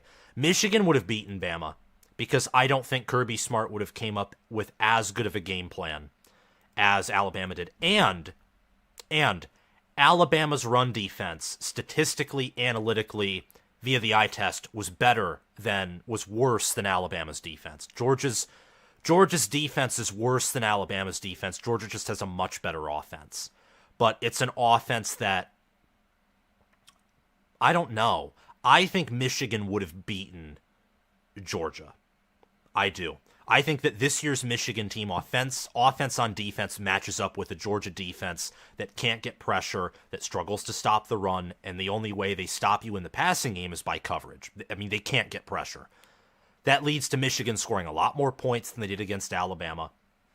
And while I think Georgia would have scored more than 20 on Michigan's defense fully healthy, Georgia struggled with health all season, and outside of Brock Bowers when fully healthy, they don't have an X-factor player offensively. And their running backs, I don't think, are as good as Alabama's. They just play behind a much better offensive line. That's just my opinion, though. I think the team that has the best chance of beating Michigan, and I said this entering the playoff, was Washington. Or, somehow, some way, maybe I'm wrong here in saying this, but I think that Ohio State I think Ohio State, and after the Rose Bowl, I think Alabama match up about as good as you can do against Michigan. Like, being able to not bring a ton of pressure and still slow down the run, that's what you really need to do to make Michigan uncomfortable. Moose 14-0. Sam, how about them Wolverines? We did it, he says in a later comment. We did do it. UGA versus Michigan would be a good game as well, since Michigan beat Bama tonight. It's reasonable to think that Bama would have beaten Georgia in a close matchup. I agree with that. James Hicks, I've been listening last 4 or so hours, and you're doing great in my opinion. Thank you very much. Thank you. Nate Strayer, good to see you on here. Really good to see you on here. How was your Christmas and New Year's? That's because I typically see you at the, family Christmas gatherings. He says that his fingers are crossed for a close game between Michigan and Texas in the final, with Michigan winning. Very plausible. I'm leaning Washington now, only because they get the second half kickoff, and I think that they've shot themselves in the foot less outside of that fumble, which is big, and they're still tied. They get momentum, and I like Washington's more balanced defense rather than a one-dimensional unit that's really good at stopping the run, but watching Penix, and again, wasn't perfect, had a few overthrows, 11-14 for 255 yards, 18.2 yards per attempt. He's averaging 23.2 yards per completion and 1 touchdown. He has a 255 passer rating. It's video game numbers. And if not for the weird 4th and 1 call, if not for the muffed punt, this would probably be a 24-21, 28-21, or maybe even worse, like a double-digit Washington lead at the half. Washington, really Michigan's the only team in the playoff who doesn't habitually shoot themselves in the foot at one point. That's why when the playoff was first, I'm tired and blanking, my apologies. That's why when the college football playoff rankings were first released, every team except for Michigan was outside of FPI's top 4. Like, Michigan was the only team power ranked inside of the top 4 according to ESPN. Now that's not the case. Alabama was power ranked number 4. With how close they played Michigan, I doubt they're falling outside of that, and they shouldn't be. They'll finish in my top 4 for sure. For certain. As of now, I look at how they're playing and how Texas and Washington are playing, and I think Alabama's better than Texas. I think they're about the same as Washington. Washington with a higher upside, but Alabama at this point with a higher floor. We'll just have to see what happens. We will. Almost 200 likes, ladies and gentlemen. Thank you so much for coming on here and giving support. All right. Great Christmas and Happy New Year. Made it a lot more fun too. Haha. I can't even read English. That's my bad. Rose Bowl, exclamation point. That was awesome. My heart was racing when Michigan got that TFL on 2nd and goal against Alabama. I started to think, oh, maybe Michigan can win. And it's 3rd and goal from the 15, and I'm thinking, don't give me hope, but Michigan's, analytically should win this. That completion where it's 4th and goal, I'm thinking, oh my gosh, Michigan should get this stop. And they did. And that was incredible. Does the SEC get a nail in the coffin from the Big Ten? Since next season it's probably going to be even more wild in the sense of conference getting harder. I think next season there's like the final chance for the Big Ten to pass the SEC. The problem is you're like Kentucky or Auburn, who's in the bottom half of the conference, is competitive and has blue chip talent. So I think if the Big Ten, if you're talking about the top teams matter more than the bottom teams, then the Big Ten very well could be the better conference next season. There's an argument that it could be the better conference this season if there weren't opt-outs, because I don't want to play hypotheticals, and Missouri shouldn't have beaten Ohio State, even with the factors. That was bad on Ryan Day's part.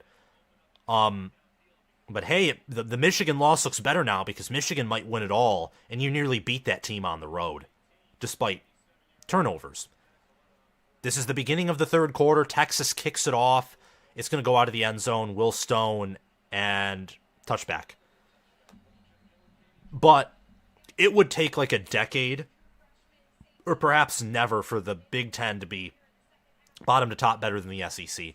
And the reason for that is the SEC has a much better recruiting ground, pipelines, and even if, let's say, the SEC doesn't win the title for the next 4 seasons, which is insane, you'll still get to look back and say, well, we owned college football for 20 years. Who says that we can't go back to doing that next season?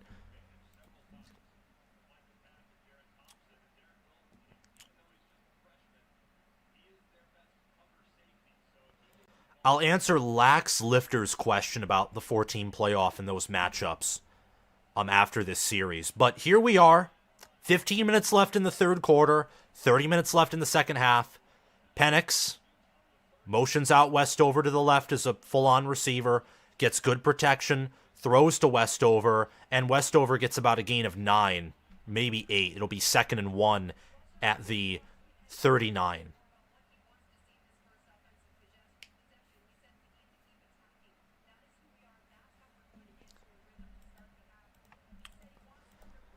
Whew, wow.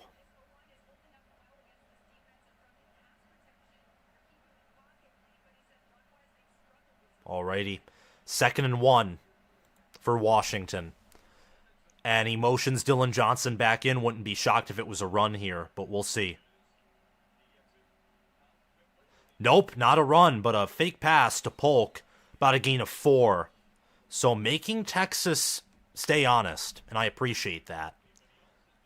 Jalen Polk with about a gain of 4, maybe 5. It'll be 1st down and 10 at about the Washington 42, 43 yard line.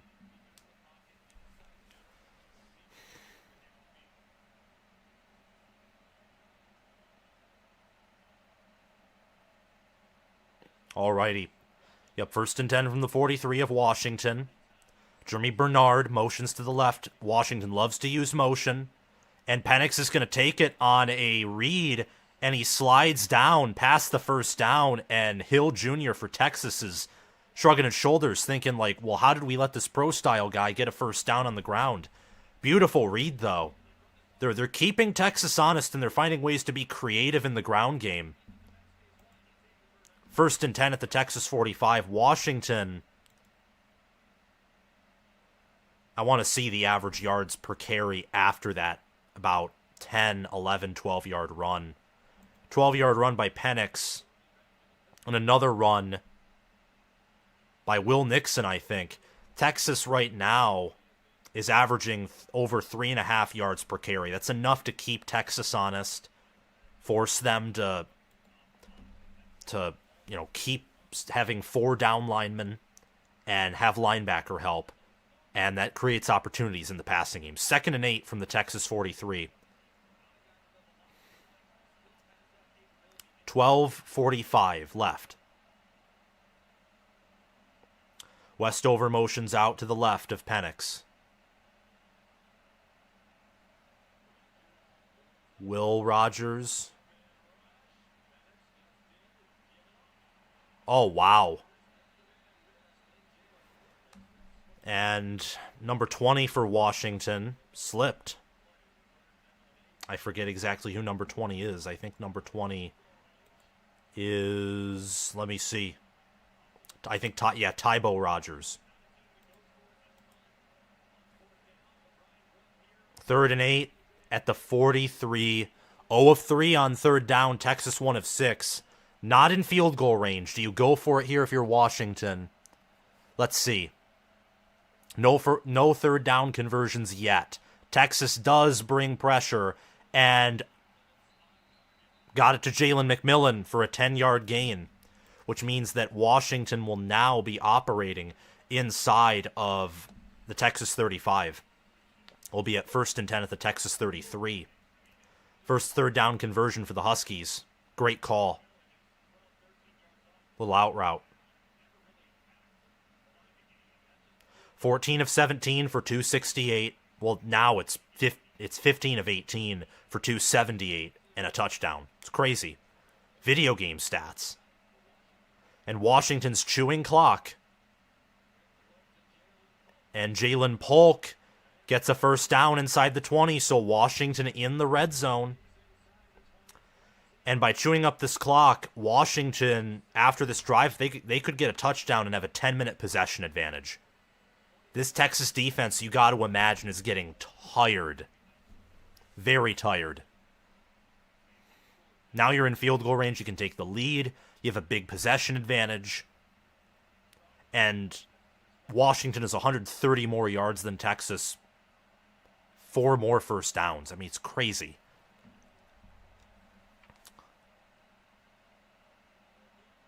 Right, Penix. Play action. A little bit. And a touchdown. Jalen McMillan. A 19-yard touchdown pass. Penix now has over 300 passing yards, 2 passing touchdowns, and Washington chewed clock there. Chewed clock. That was an awesome drive. That was an 8-play, 70-yard drive that took up around 4 minutes and 30 seconds of clock. It's nuts. Crazy. Grady Gross is on for the extra point.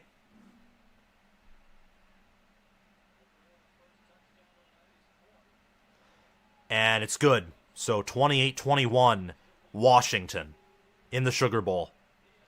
Texas has never led in this game. They have only tied or they have trailed.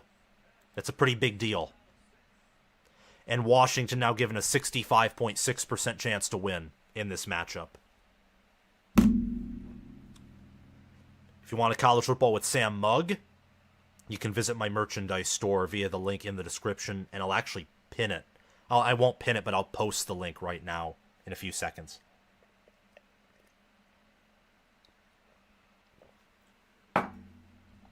Okay. Wow.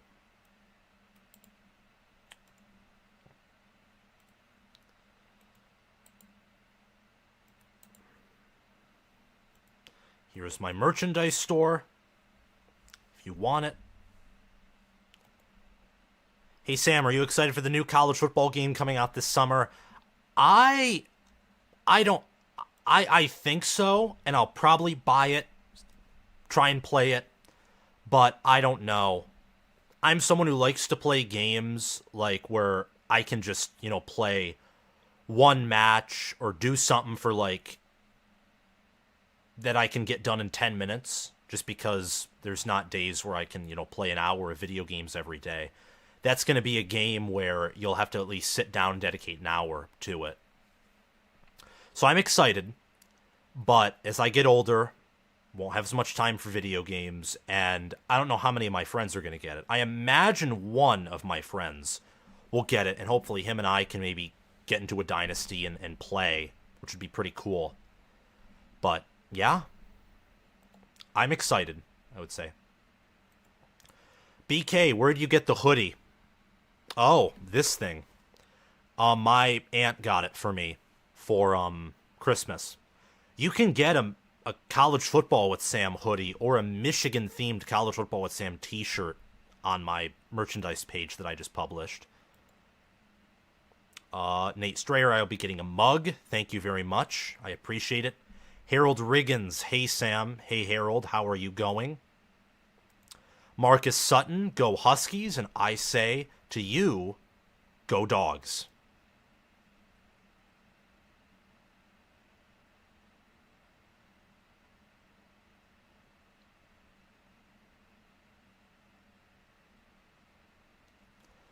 Chimichanga guy, your son wanted Lucky Charms at 11, but hey, 2024, why not? I'm surprised anything around you is open at like around 11. Do you still have the 24-hour Walmarts or McDonald's in your area? Because I don't anymore. After COVID, 24-hour McDonald's just went extinct in Michigan, at least where I live.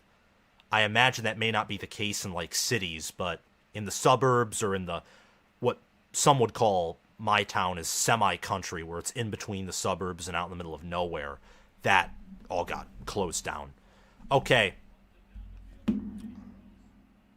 Alrighty. 28-21, Washington. Texas gets the ball first and 10 at their own 25. Let's see what Steve Sarkisian can draw up here.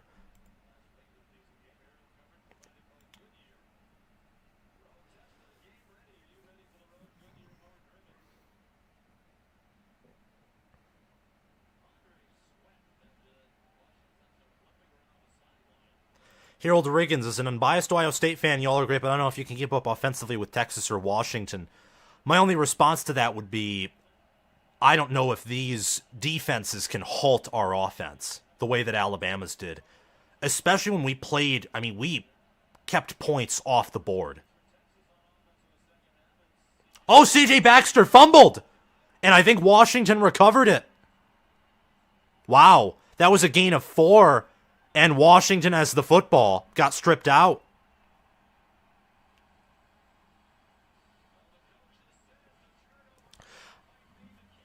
I think, Harold, personally, Texas's offense isn't efficient enough to consistently score on Michigan's defense. They haven't faced a defense like Michigan's all season. And neither is Washington's offense. But I think Washington's has a high enough ceiling to still score a lot on us. The problem is these two defenses aren't as NFL ready and as consistent or as second half adjustment prone in a good way as Alabama's is. Some more comments that I'll get to after this other drive. 10 minutes, 14 seconds left in the third quarter. Washington at the Texas 33. Play action, and Jack Westover has it for about a 20-yard gain inside the Texas 20. So Washington with a chance to go up by 2 scores or 2 touchdowns, whatever it is.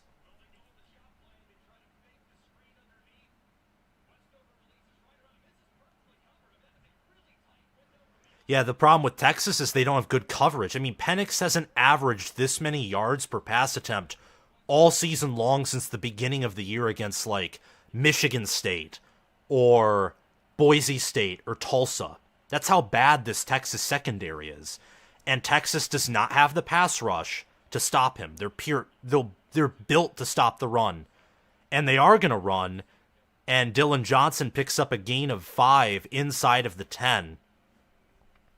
Penix now 18 of 21 for 330 yards and 2 touchdowns. It's incredible. Washington is playing one of their better games of the season, I think. The way they're controlling Texas. Wow. It's just crazy. And Washington, under 9 minutes left, they're chewing up more clock. Dylan Johnson with a halfback toss, and he gets about a gain of 1 or 2, so it will be 3rd and 3, 3rd and 4. But just the more clock that Washington can chew up, they already have 23 minutes of clock. They almost have a 10-minute possession advantage on Washington's defense, which is crazy.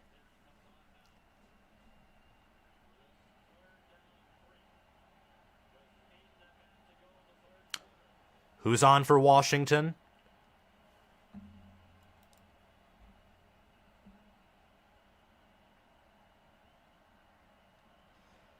Huh. 3rd and 3. Clock winding down. And Johnson gets the carry, but he's tackled for a loss. Washington, they just want guaranteed points. Very conservative play call. Don't know if it was worth it, but they get to chew more clock. Injured Washington player. Hopefully he's okay. Yeah, Washington now is a 10-minute, 30-second possession advantage, which is crazy.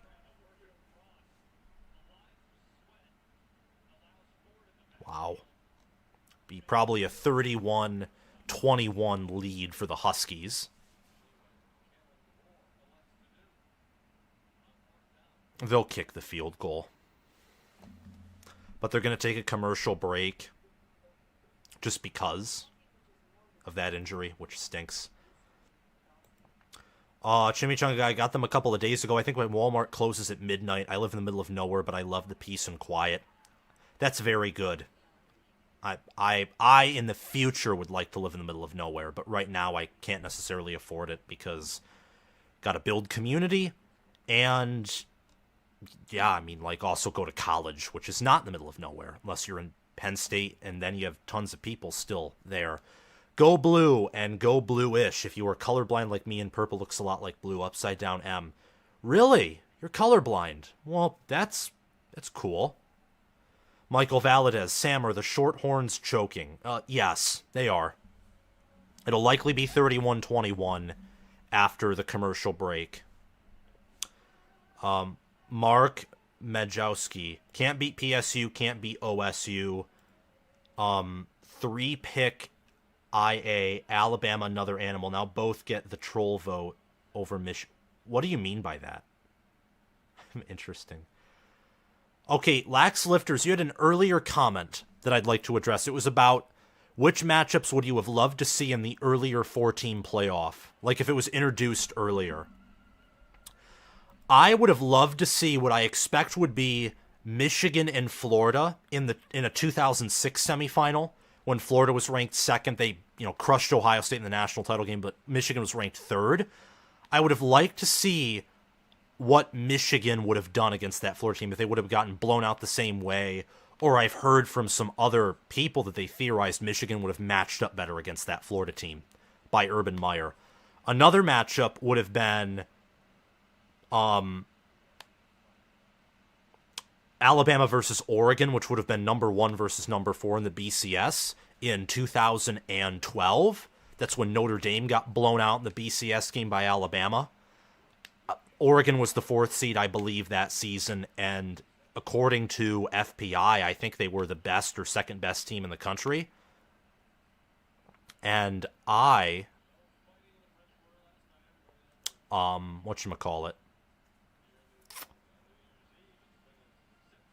think Oregon would have had a chance to beat that Alabama team. And Notre Dame would have played Florida. That would have been an interesting, low-scoring game.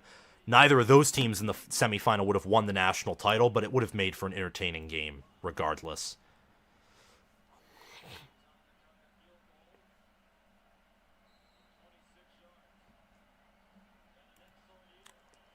Grady Gross with a 26-yard field goal attempt. And Gross's kick is good. So 31-28. No, 31-21. Washington, they take a 10-point lead in the Sugar Bowl with about half of the third quarter melted away by their possessions. They take 3 points off the turnover, and that's great. 31-21. Washington leads.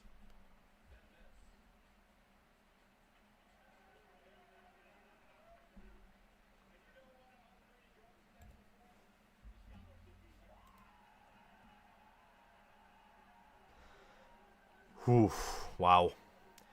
And we're only 9 subscribers away from breaking 14,700. Thank you so much. This, today,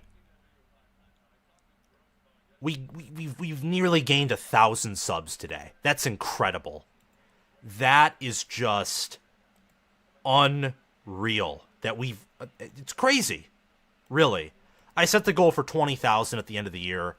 Obviously fell short, but hey, gaining 1,000 in a day And I never would have expected to gain this many views on back-to-back college football playoff live streams. It's just awesome. Thank you so much, everyone. I appreciate it. Oh, and Texas muffs the kickoff, and they're only going to get out to their 20.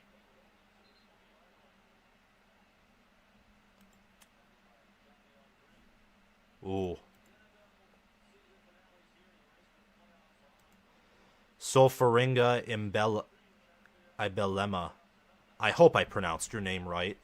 Sofirifaga Ibelema. Your 34-31 prediction might be on point. It was 31. It was 34-30. I doubt Texas is going to kick 3 field goals, but 34-31, I could see that happening. But I think it's going to be higher scoring than this. I mean, Washington has willingly marched up and down the field on Texas. Texas is going to try and run. Blue picks up a gain of 16 on the ground. Washington given a 77.7% chance to win this game. They almost have 400 total yards, 17 first downs. They have 24 minutes of possession exactly, which is crazy. Texas is going to run the football.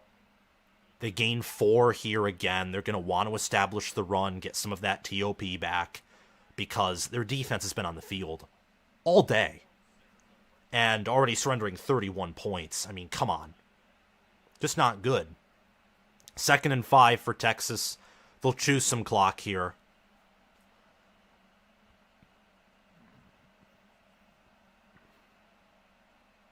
And a false start on Texas. It'll be 2nd and 10. It'll set them off schedule. So Texas has 7 penalties for 46 yards. Washington has 1 penalty for 4. Washington is doing something that's unsustainable. They are one of the most penalized teams in the country, and they are playing an amazing game. Amazing game. I mean, Texas, right, it should be the opposite. Typically, you'd expect Washington to have the 8 penalties for nearly 50 yards, but no, it's Texas. Penalties and a much inferior passing game is what's holding the Longhorns back. But the Longhorns get a 5-yard pass there, and play action is going to be 3rd and 5. That was out to, yes, Adonai Mitchell, who's been very quiet in this game. In fact, Texas's leading receiver is C.J. Baxter with a 31-yard catch. Very concerning, I think, if you're a Longhorn fan. All right, just over 6 minutes left. Let's see what Texas can do here. Will Washington bring pressure? They do. And very poor pass by Ewers. It's going to be 4th and 5. And Texas will have to punt, well knowing they could go down by 17 points and this game could get ugly. Wow. Just penetration. They flushed Ewers. The pressure paid off. And Ewers took a hit when going down. 4th and 5. A punt for Texas. In truth, because of how quick Texas goes, they don't love to chew clock often a ton. It's going to, it's almost a 3 and out in terms of TOP numbers. But Washington gets it 1st and 10 from their own 19. Okay, it's time for an ad break on here. It is time for an ad break. As a loyal subscriber, congrats to Michigan on your win, but I don't think they can beat Washington, but Michigan can beat Texas. I think they can beat either of these teams, but I do agree that I think in terms of explosiveness and in terms of ceiling, Washington will be hard to beat. However, Saban's a better coach. Saban's a better coach than Harbaugh, much better coach than DeBoer, and I think Harbaugh's a better coach than DeBoer. So we'll just have to see. But I'm going to take an ad break. We will be right back. I'll see you all soon.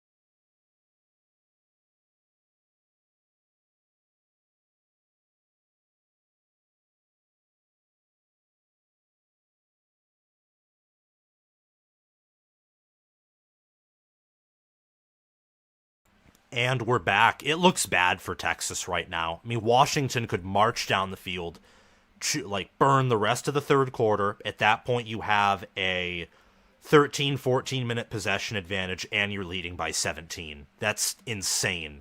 Now, what I will say, if Washington does this and people start thinking, oh, this team's, unstoppable, what I will say is Washington matches up perfectly with Texas because their strength is passing. They're willing to pass all long the whole time. They are. They like going pass heavy. And Texas's secondary, I'm going to read you these numbers. This is before any of the bowl games were played. I compiled this information, and I'm proud that I compiled it for the playoffs. I think it helped me really break everything down. And I'm going to do it next year. And I'll do it next year even for some big games, like probably maybe a big game a week or a marquee matchup. But here we are. Texas, in terms of pass defense, opponent pass attempts per game, 123rd. Opponent completions per game, 110th. Opponent completion percentage, 51st. Opponent passing yards per game, 86th. Opponent passing first downs per game, 90th. Opponent average team pass rating was 26th. Sack percentage was 61st. Opponent passing play percentage and passing yards percentage was 131st. Washington, first down with Jalen McMillan, a gain of 12. Going to be first and 10 of the 31.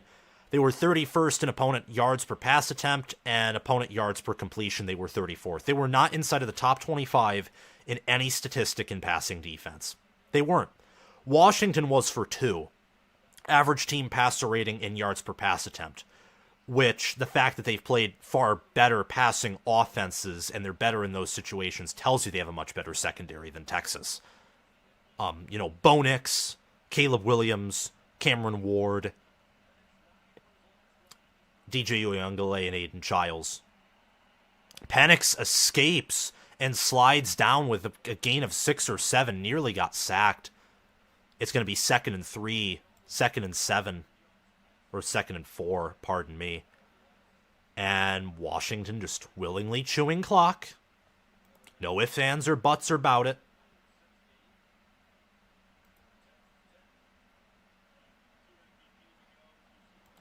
Arch Manning is warming up. Are you kidding me? Well, you're dead.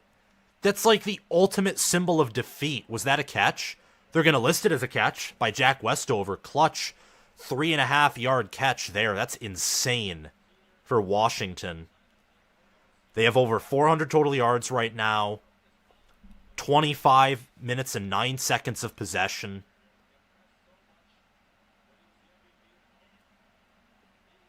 Wow. 20 of 23 for 344 yards. If you're Washington, you run it here.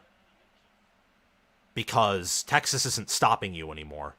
They're too gassed in the secondary. Gain of 1. First down. Another third down conversion for Washington. This is Dylan Johnson. And now Washington's 2 of 6 on third down. 1 of 2 on fourth down.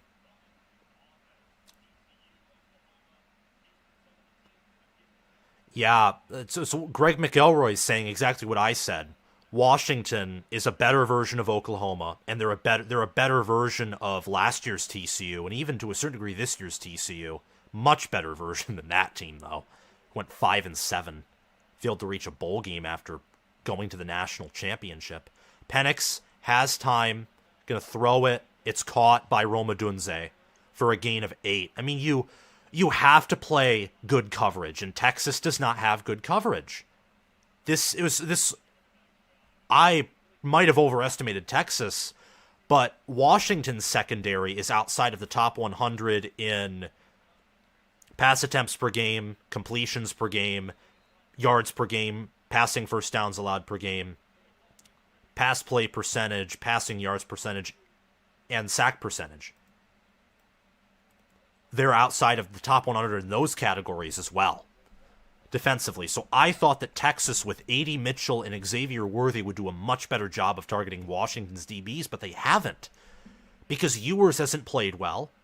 I don't know if Adunze caught that, but regardless, Washington's given an 88.3% chance to win. 10-point lead, got multiple first downs. They have an 11-minute possession advantage. I mean, you can't... That's hard to stop. It really is. And if they score here and make it 38-21 at the beginning of the fourth quarter, it'll be hard to come back from that.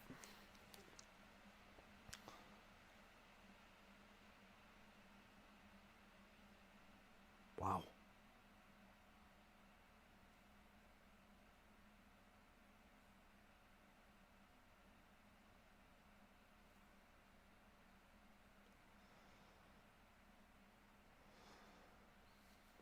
Here we go. All right. Commercial break for ESPN, but on here we're just going to be talking like we always do. All right. Can't wait for Michigan versus Texas next year, 2024. Michigan favorite over Texas. I mean, Texas will lose probably Xavier Worthy. They'll lose Jordan Whittington. They'll also lose some offensive line players, though most of them have eligibility to return. So once again, they could return a large part of what has been a good offensive line. CJ Baxter will come back. Jaden Blue will be back. Jonathan Brooks will be back. Ewers will probably return based off of this bowl game performance. Jatavion Sanders they could return everyone outside of probably Xavier Worthy and Jordan Whittington if they want to. Worthy could come back, but given that he's projected to be a first or second round pick, I don't know if he would. Sweat will be gone, but defensively, outside of their secondary, which you want those players to leave anyway, I think Texas would return a lot of players next season. Michigan will lose a ton, especially given they actually won a playoff game and they did well in that playoff game. That'll boost many of their players' draft stock, especially J.J. McCarthy. So they rule it a catch. It'll be second and about 1.5 from the 49.5-yard line. But yeah, I mean, Michigan's offensive line didn't allow a single sack.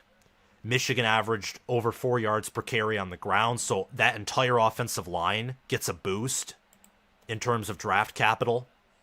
All of them are seniors. Jeremy Bernard out to the 36, first down, 1st and 10 from the Texas 36. But yeah, Michigan, 130 rushing yards, 4.1 yards per carry. At the end of the day, they had less rushing yards than Bama, but they averaged more yards per attempt in large part due to the sacks. And Milroe only averaged 5 yards per pass attempt. That's one of his worst passing games of the season. Just shows how good Michigan's secondary is and how good the defense overall is. McCarthy averaged 8.2 yards per pass attempt on... Look, Michigan's secondary is better than Alabama's. I'm just telling you that right now. It is. It's better coached. It's better coordinated. They don't have the same NFL potential bodies, but it's a big deal. Oh my gosh.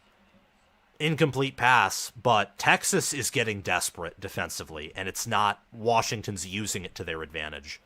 They're given a 90.3% chance to win right now. They almost have 30 minutes of possession, and it's not even the fourth quarter, which is... I mean, Texas's defense has been on the field this whole quarter. Outside of, 3 plays? Or 4? I can bring it up exactly here. Texas looks like they have 6 people within 2 yards of the line of scrimmage. Actually 7 now. Playing very tight press. Penix, another design run for Penix, and he picks up the first down. Okay, so start of the... What is it? Yeah, Texas's offense has only been on the field for 5 plays in a total of 2 minutes and 21 seconds. You're not going to win games that way. 1st and 10 from the Texas 23. Washington is in field goal range. They hand it off to, not Dylan Johnson, but they do hand it off to Tybo Rogers. Picks up no gain. Under a minute left in the third quarter. And Washington is just working that clock. Just working it.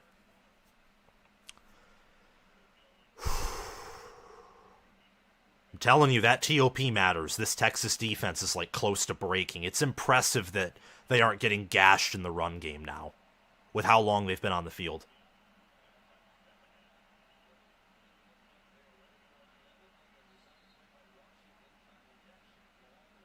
And Bernard struggling to get up, but it's a gain of 5. He's going to come off the field. It'll be 3rd and 5, 3rd and medium inside the Texas 20. And Washington will let this go into the 4th quarter. They shut out Texas in the 3rd quarter. And wow. That's all I'm going to say is wow. That's crazy. Washington, given a 92.3% chance to win this game. They have 29 minutes and 39 seconds of possession. Texas only has 15 minutes and 21 seconds of possession. That's nearly a 15-minute possession advantage. That is insane. Jack Harrington, no Southern team in the title game this year, which is crazy. Texas could come back, but I doubt it at this point. It would take a lot for Texas to come back. No Southern team in the title game this year, which is crazy.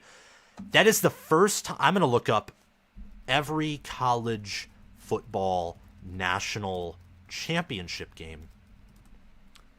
By Southern team, I assume you mean like south of like the, I don't know. It's the first time since 2014 when Ohio State played Oregon. So that's funny. Big 12 and Pac-12 team. Wow.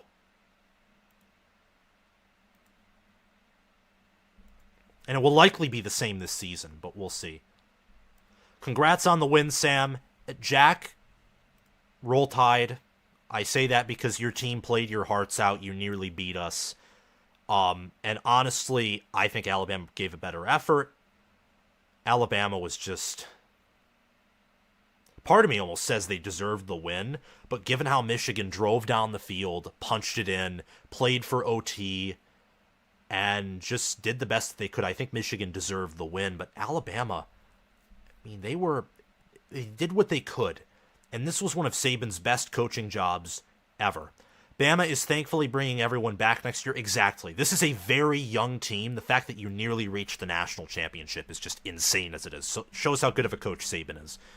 You will probably be my pick to win it all next year. It probably will be Bama. I was going to say Ohio State if they returned Marvin Harrison Jr. and nearly everyone, but they're losing more players than I thought they would because I thought they would win the Cotton Bowl, bring nearly everyone back. Plus, that Cotton Bowl performance was kind of bleh. It tainted my opinion just a little bit. So my favorite to win it all next year would be Alabama. But that's way too early. I'm going to be working on some of that, though. Like, way too early opinion, so I immediately after the national title game, I can release 2024 content immediately. Preseason predictions. That would be great. Yeah, it's just awesome. Sarkisian just looks aghast. He looks tired. It's expected. And we have almost 500 concurrent viewers again. This is awesome. But yeah, Washington.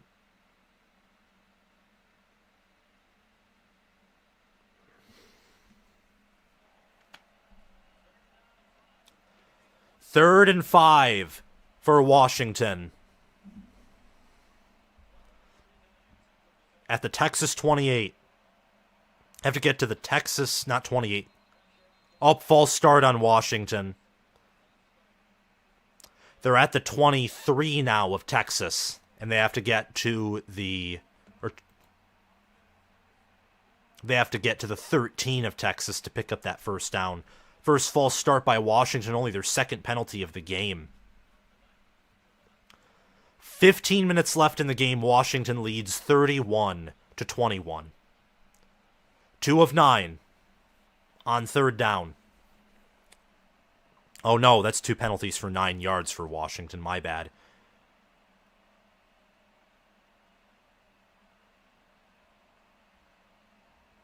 Washington, Penix, throws, overthrown, and it was out of bounds anyway. Was looking for McMillan. It'll be 4th and 10. Washington will kick a field goal again to go up 34-21, assuming they make it. Wow. Grady Gross comes out.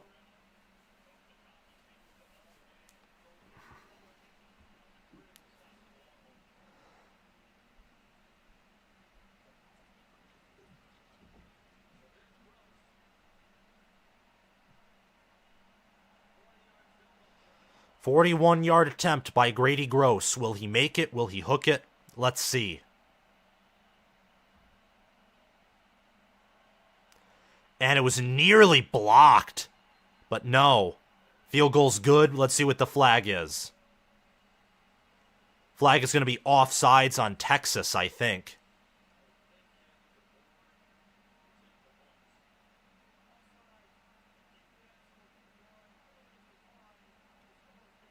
Score is good, 34-21. Washington gets on the board again with the field goal.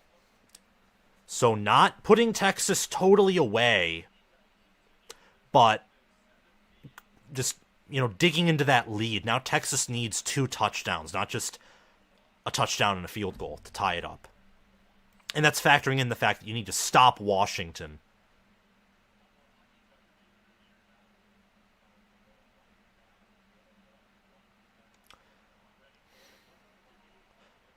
I see people talking about cheating.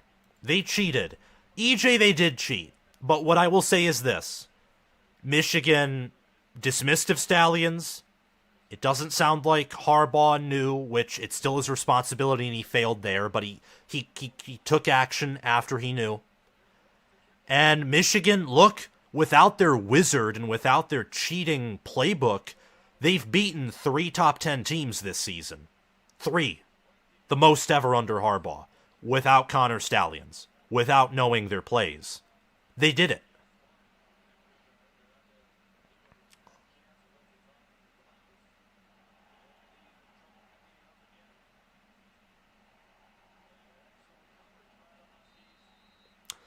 Wow. Texas will start at their own 16. They're going to have to drive 84 yards.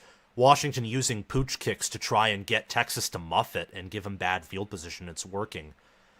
But, yeah, I mean, look, they cheated. I'm the first Michigan fan to say that Michigan cheated. But this season, I mean, I think fully counts. It does. Looking at what they've done. I mean, all the teams that mattered to beat, they've beaten without Stallions.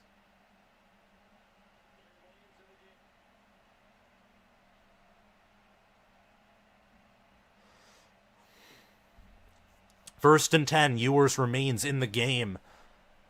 It's going to be hard to run it here for Texas. They do with Jaden Blue when he gets about a gain of 5. It'll be 2nd and 5 from the 21.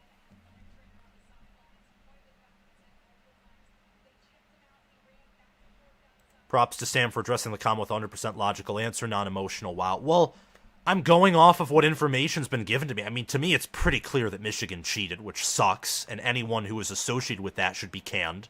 Coordinator, head coach, otherwise. Anyone who knew or who orchestrated it should be canned. No doubt. Ewers, wide open receiver, finds Jatavion Sanders out to about the 36. It'll be 1st and 10 at the 36.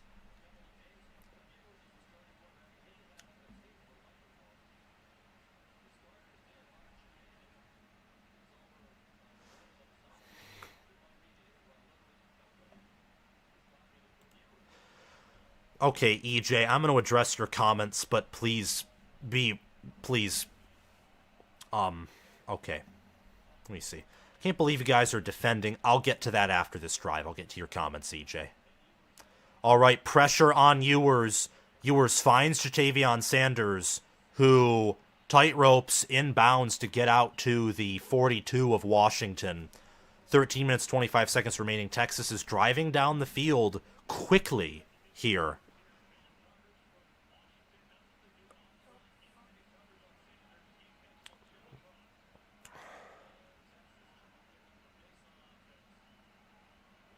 Blue. And Blue.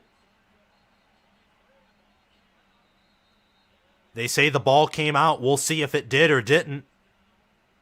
I think he was down, but we don't know. They'll review it. but that would be a gain of 21, 22 yards. Yup, that's a fumble.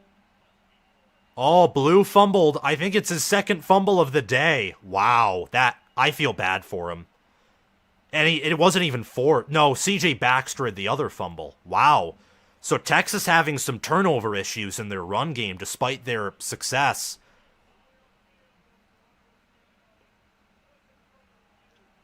It'll be recovered probably by Washington, and that will be devastating.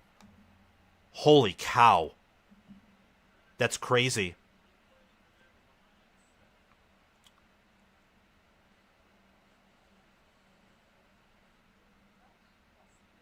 Cheating in football should be punished.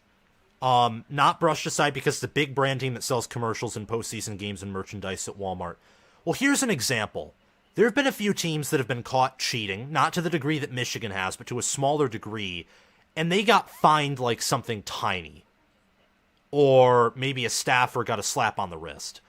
Jim Harbaugh got suspended for 3 games, and I'm pretty sure there are going to be some kind of sanctions put on Michigan. There will be punishments. There will be punishments. So I just want to make that clear. But you were talking about Georgia earlier. Georgia lost to the worst Alabama team since 2010. Georgia their O-line got bullied in that SEC title game. It looked like Michigan's O-line last year against TCU, where it's like you reach the big stage and you just choke, despite being very impressive in the regular season. It was a grotesque performance. I thought that Georgia was just going to win, and not necessarily dominate, but win in convincing fashion, because I thought they were that much better of a team, despite Saban being, having that advantage over Smart. I was wrong. Saban outcoached both Harbaugh and Kirby Smart in the SEC title game and the Rose Bowl. I think Saban did a better job of prepping his team.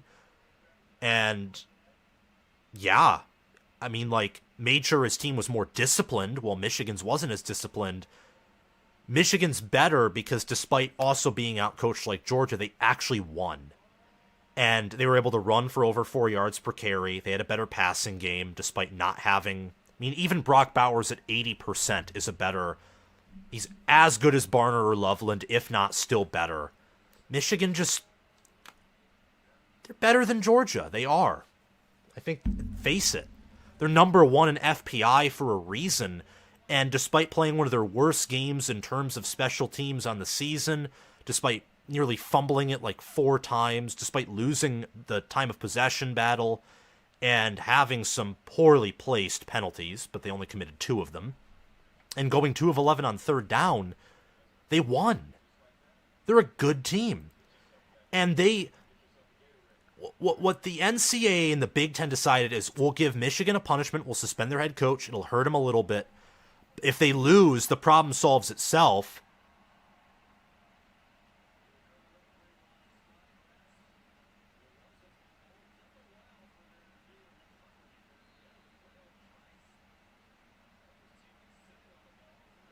So Washington gets it. They get the fumble recovery, which is a big deal.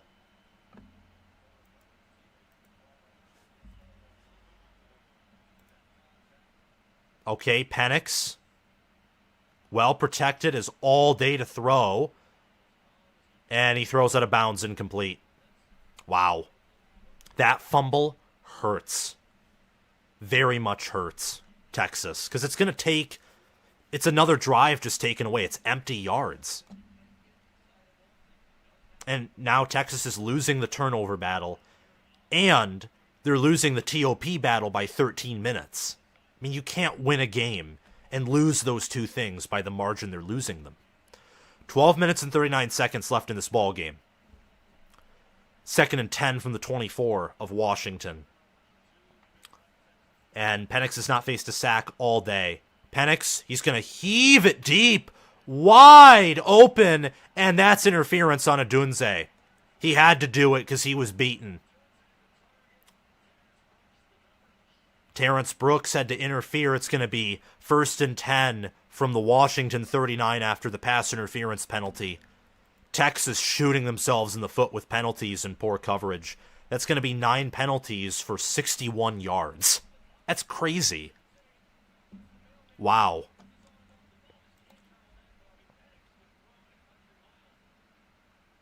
Yeah, Penix has near elite arm strength. He has a cannon, but it was a long throw.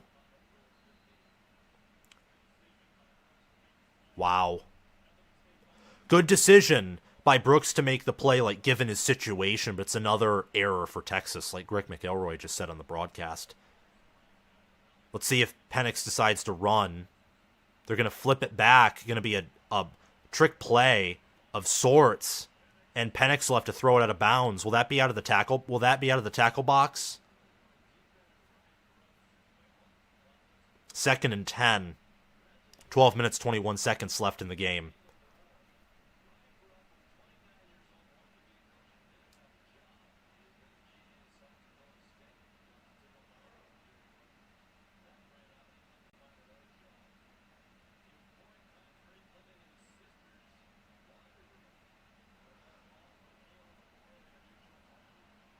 All right.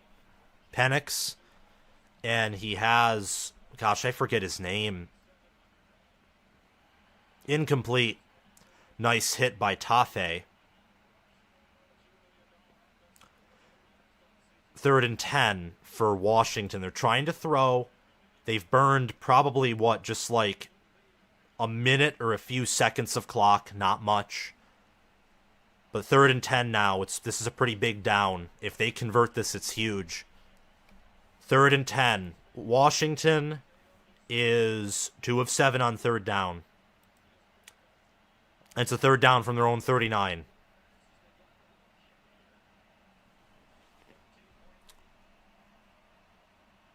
Texas brings the house. Penix rolls out.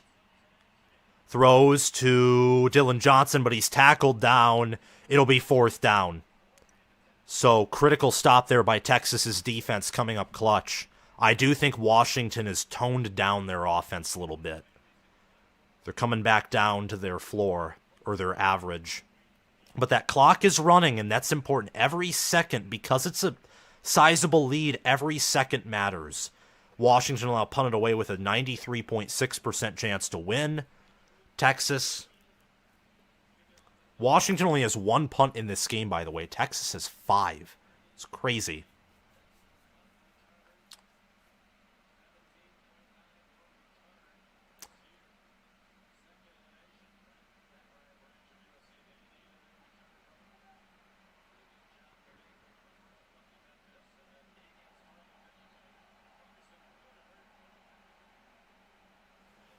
(34-21) Washington with 11 minutes and 19 seconds left in this game.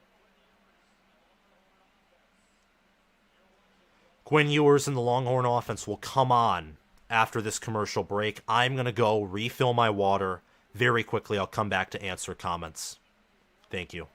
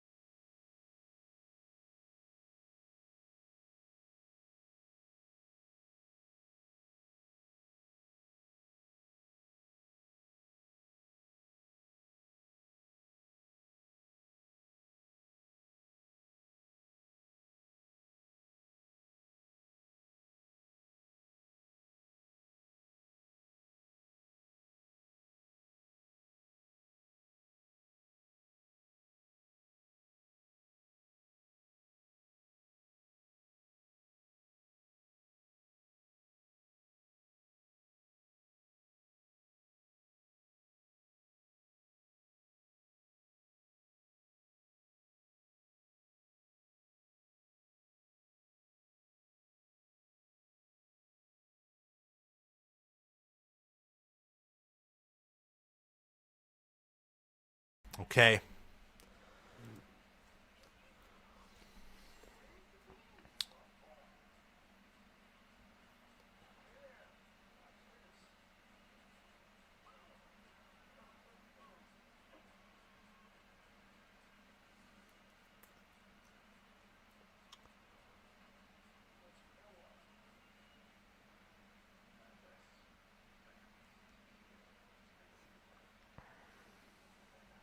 Penix is just throwing bombs on Texas's defense. Yeah, absolutely.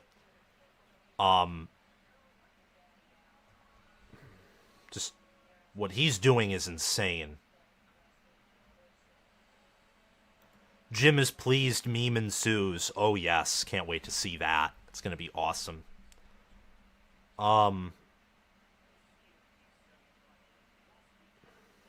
Okay, everyone. But PVT.Pooter and EJ, let's keep it simple. Georgia should have been in and not Texas. I do think Georgia... I didn't think this... Well, okay, from a power ranking standpoint, I would have thought this. From just a straight-up results of games and what you've done, I would say that Texas was more impressive overall in the regular season body of work, given they beat Alabama. I know they lost to an inferior team in OU, but they also won their conference. But yeah, Georgia, Washington would be very fascinating. Because I think Washington would have success running on Georgia, but they love to pass, and it's hard to pass on Georgia. With Tyke Smith, Malachi Starks, forget who else. They try and run it with Baxter, and Baxter only picks up 3. It'll be 2nd and 7 from the 31 of Texas. Yeah, keep it civil, everyone, please. Everyone, keep it civil. I don't want to have to kick anyone. No insults. But no spamming either. And a false start on Texas. It'll be 2nd and 12. Wow.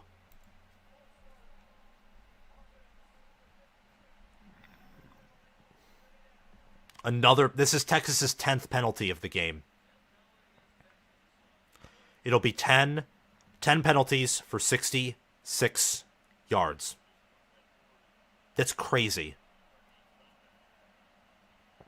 Washington only 2 penalties for 9 yards. All right. That is Adonai Mitchell. 1st and 10 out to the Texas 41.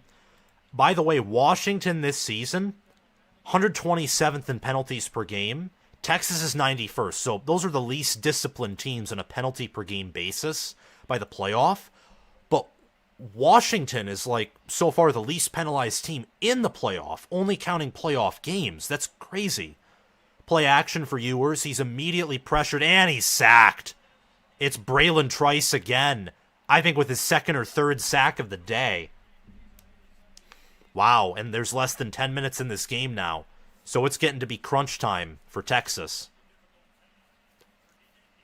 Wow, it's crazy. No one was open either.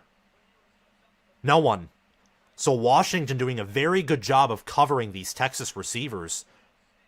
2nd and 13 from their own 38. Clock winding. Washington wants to bring pressure. And they do. And there's a catch by Baxter.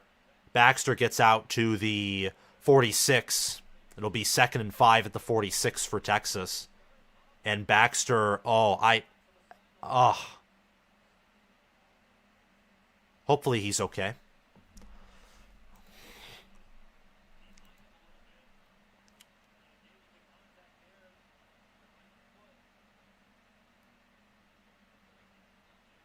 Yeah, Baxter's hurting. That stinks. And now he's down on the Washington sidelines.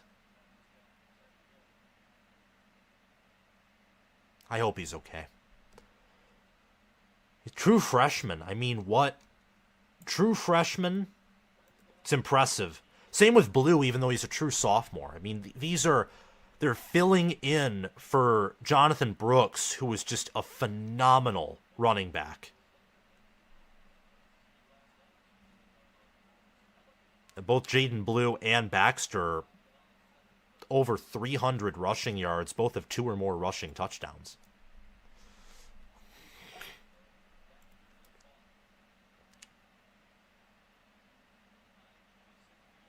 Yep, people, please keep it civil.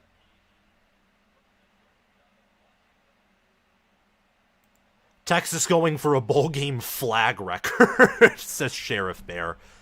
Oh my gosh. Wow. I mean, and then they're not able to drive down the field quickly because they're not. Their average third down to go is 11.4 because of the false starts and the sacks. 3rd and 5, Ewers is back there by himself. Let's see what happens here. He's going to loft this one deep, and Worthy catches it. Beautiful touch pass. Worthy down inside the 20. Wow. That was beautiful. And Worthy this time, that's a mismatch because he's on 25. He's on Elijah Jackson, who's not Jabbar Muhammad. Muhammad's their best corner. So that's a mismatch there. Less than 9 minutes remaining. Washington scores here. They're back in this game. Remember, it's only a 2-possession game, not a 3-possession game, which would be a whole lot different here. Ewers gonna throw it to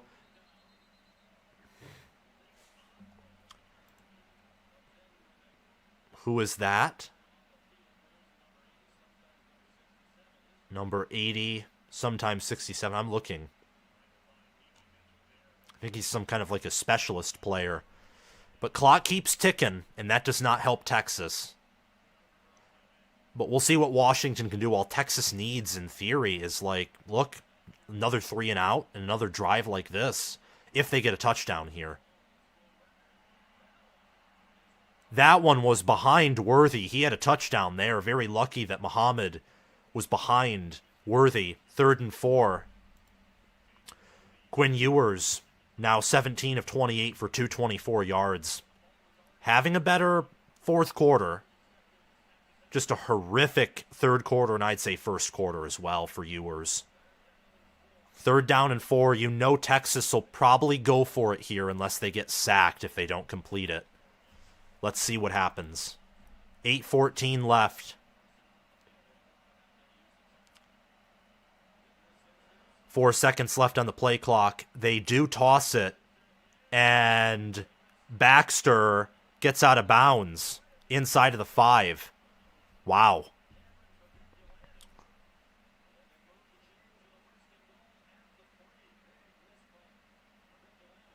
Yeah, big miss there by Washington. That could have been 4th down. Says 1st and goal. 8 minutes left in this game, and Baxter tackled about a gain of 1. It's blue, actually. Pardon me. Gain of 1. Under 8 minutes left in this game. 2nd and goal from the Washington 2. Washington given an 85.7% chance to win this game per FPI. Let's see if Washington can get another stop, or if this time it's game in. A fade, and it's caught. Mitchell. Adonai Mitchell.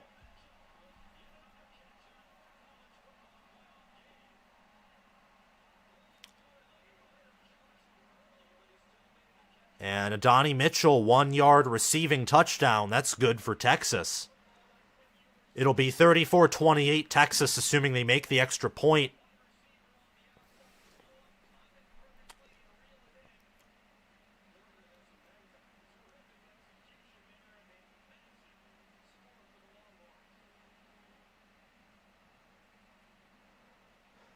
$72 yards, 10 plays, 3 minutes, 56 seconds.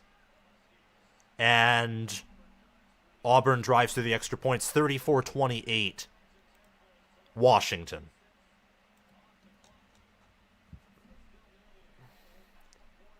So, what happens here? How will Washington respond after having a few drives where they look pretty lethargic? Let's see what they do. All right, I'm going to take a... Did I already take a commercial break the last time they did? I don't think so. But I'll answer some comments before I go.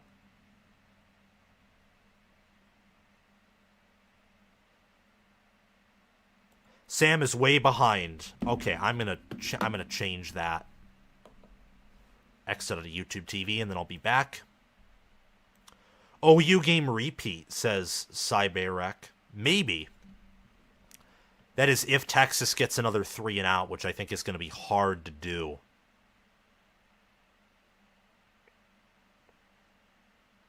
Wow, we got a ball game. If Texas scores, they're going to go up by 1. Exactly, Lax Lifters.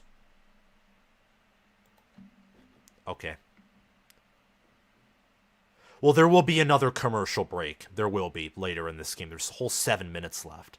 Unless Washington goes on a 7-minute drive, which would be extremely boring. And I doubt that happens. Man, it's already 12 a.m. Holy cow. And Washington has 31 minutes and 16 seconds of possession. It's pretty key to a victory. Same with winning the turnover battle and winning the penalty battle. Oh, wow.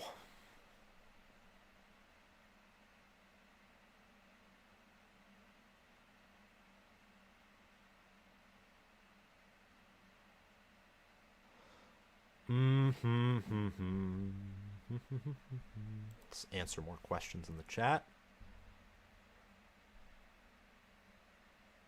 Texas is to stop them here, I agree. Because if Washington drives down, chews clock, and gets a field goal, it's a 2-possession game with probably under 4 minutes left, and that will be hard.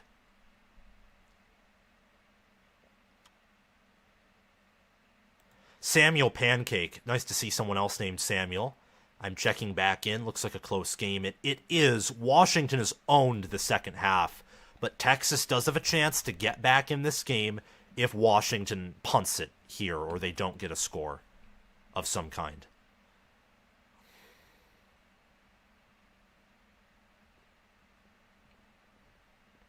All right, we're back.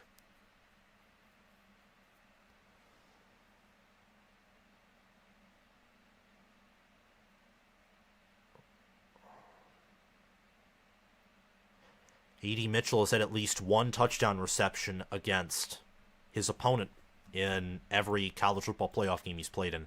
So Texas will kick this ball off. We'll see what happens here.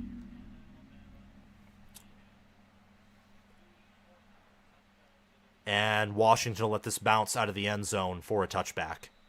Huskies with the ball with 7 minutes and 23 seconds left in this game.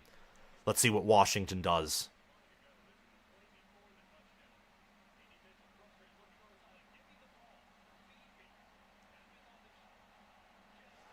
Well, Washington 1st and 10 from their own 25. We'll see what the Huskies do.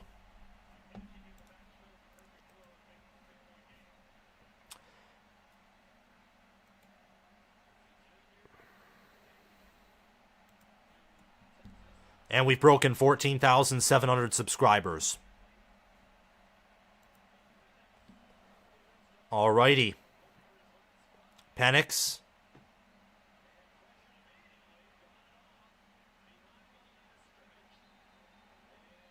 And that is a blown-up play by Texas. Wow. But there is a flag. Probably a block on Washington, like some kind of illegal block or hold.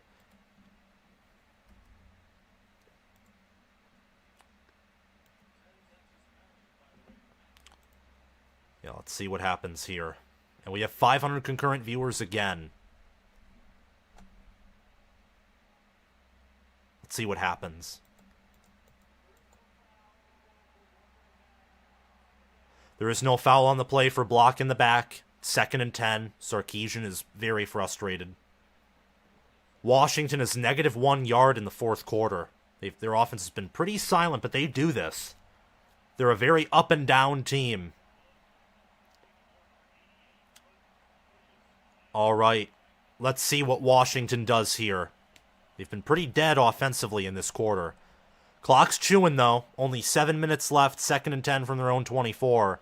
Texas brings some pressure. They get it out to Westover, and Westover picks up a gain of 9, and it'll be 3rd and 2 from the Washington 33. I'm getting tired. That's why I was rubbing my eyes, by the way, everyone.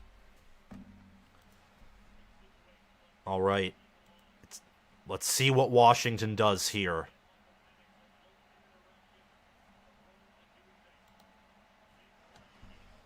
Alrighty. 2 of 8 on 3rd downs. Let's see if Washington can make it 3 of 9. If they run it up the middle, they go to Adunze, or what they do, they shift their formation. Wouldn't be shocked if they run it here. It will be a pass, and it will be to Westover, and he picks up the first down. So a first down for Washington. That's good for them. And it was slightly to his... It was outside of him, but he reeled it in. Under 6 minutes left in this game.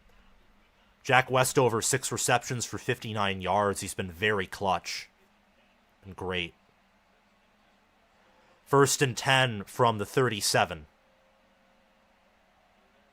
Washington. Can they get a touchdown? Will they get a field goal? What will happen? And Jalen McMillan picks up a first down in Texas territory. It'll be 1st and 10 at the Texas 48 or 49.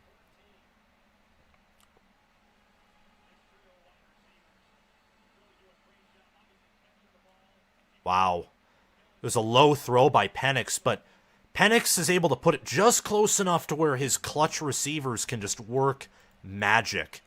Penix, again, right now, he's 28 of 36 for 398 yards and 2 touchdowns. He's going to probably have over 400 passing yards in this game. Less than 5 minutes now, Texas has given up 2 first downs through the air. And they run it with Dylan Johnson, and Dylan Johnson gets a gain of 6. It'll be 2nd and 4 from the Texas 43. So keeping that defense honest with the ground game.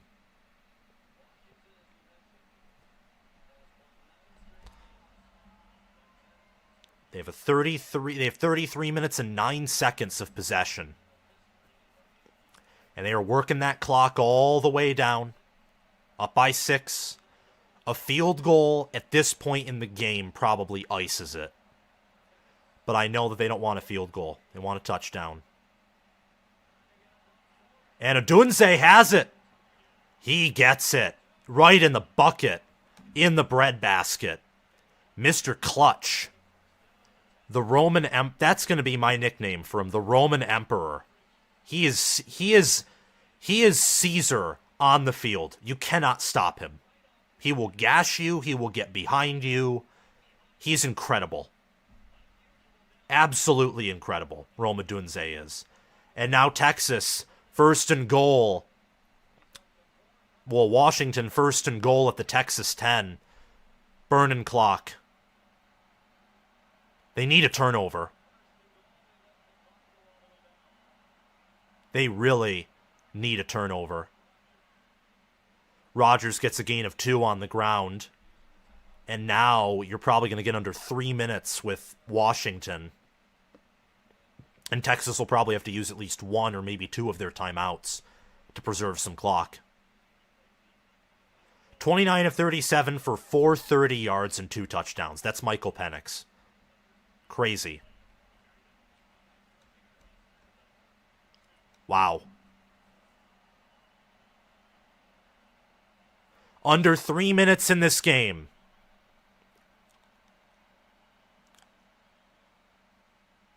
Another pass. And tackled for a loss. And it will be a timeout taken by Texas. So we'll only have 2 left. At this point, what you probably want to do with Washington is, like, center it. Probably want to, like, take a knee in the center of the field.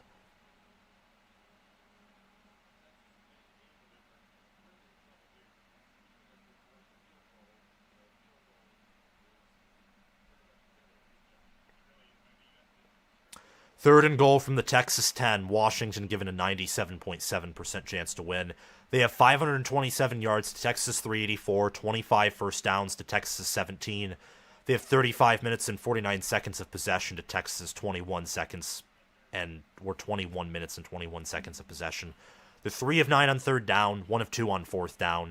They only have 2 penalties for 9 yards compared to Texas' 10 penalties for 66. I mean, the only thing they're not better than Texas in is the rushing attack, and even then they're better in terms of ball security compared to Texas in the ground game. So they're better than Texas in everything except special teams, and that's painfully obvious. And unlike the Rose Bowl, where that was the case with Michigan against Alabama, Sarkisian is not a better head coach than DeBoer, so you can't. There's not that compensation there. 2 minutes and 50 seconds. Let's see what Penix does. Looks like he's going to pass. And he throws it to the dirt. That gives Texas an extra timeout. I'd say you run it, and you take another timeout. You gave him an extra 40 seconds. But that's Washington being aggressive there. They're going to come out with the field goal.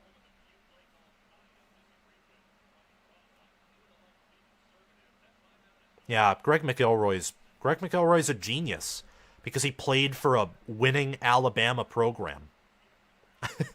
But Grady Gross is going to come on for his third field goal. It's a 27-yarder. If you're Texas, you got to block this. You got to hope that he shanks it. Something.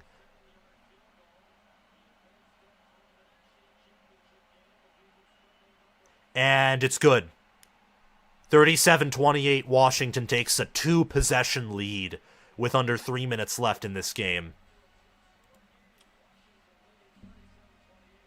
Wow.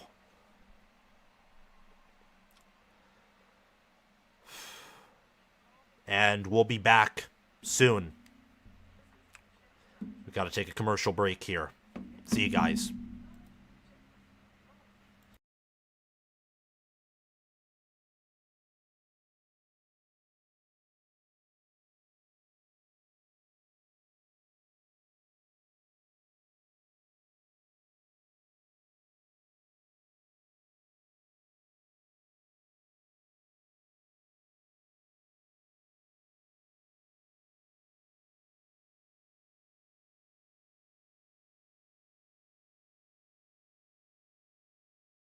All right, and we're back. Big lead for Washington. Grady Gross is absolutely clutch. GWP underscore Paxton, congrats on the 14,700. Thanks to Jack Harrington as well for saying that. Let me see. Tink's Ambitious Life. Bunch of hands holding eyes emoji. Just think that shows like this is like a intense game.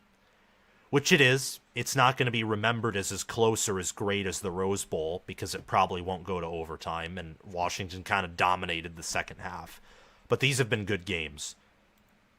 How much time we got? 2:40 left. Texas is 2 timeouts. Washington's up by 9. Texas basically has to get down the field and, like, preferably within a minute and score a TD. I mean, you can, in theory, score a field goal, but that'd be, like, last case emergency.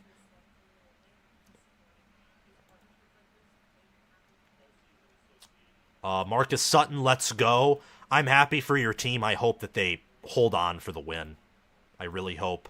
But Texas, with only 2 timeouts left, means that essentially they have 2 minutes. No, they don't. They actually, if you want to be realistic, they have a minute. They have like a minute to get down the field and score, because then you take 40 seconds off that when Washington inevitably runs 3 times in a row. And yeah.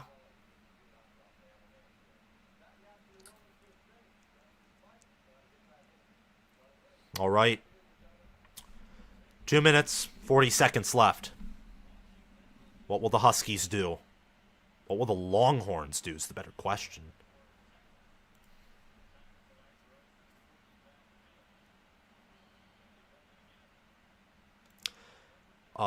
Safirifaga Ibelema. I hope I'm pronouncing your name somewhat right. That's a good nickname. Thank you for that. Dunze is the Caesar. He's the nation's best pass catcher. Marvin Harrison Jr. is a better NFL build and also has the last name to help him. But I've been more impressed with Dunze this season. I really have. Especially since Penix isn't like a Jaden Daniels or a Joe Burrow or, on an average basis, even a Bo Nix. He's more clutch than Bo Nix, but he has his games where he's just not good. And yet Odunze is going to have like over 1,500 receiving yards at the end of the season. And BK, yeah, someone said that the Washington passing attack should worry Michigan, but Texas's DBs are some of the worst in the country, and Michigan's are some of the best. It worries me, though, because Michigan has allowed some explosive plays, We didn't see that against Alabama and Milroe, but that's because they don't have elite receivers or an elite quarterback. Penix is both a better quarterback. Washington is a better O-line. They have better receivers. I mean, that's going to pay big dividends. And Ewers gets out of bounds first down, but 40 seconds has been taken off the clock. I mean, you only really have a minute 20 seconds of actual game left with 2 timeouts. Which is why if you're Washington, what you want to do to a certain degree is play prevent and hopefully tackle some people in bounds to get it down to a minute.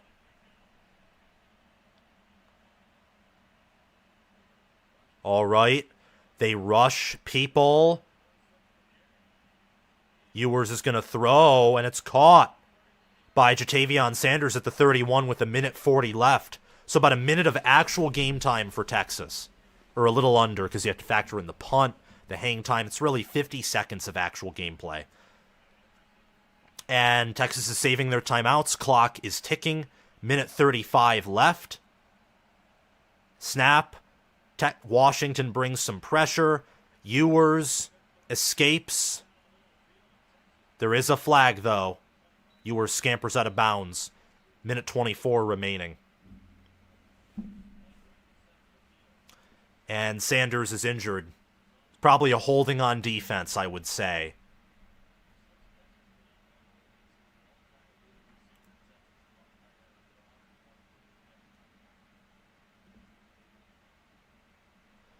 National champ will be above the Mason-Dixon line. Yep, defensive holding. Will be above the Mason-Dixon line for the first time in about a decade. It's about time. Hopefully, that's the case just because I predicted Washington to win.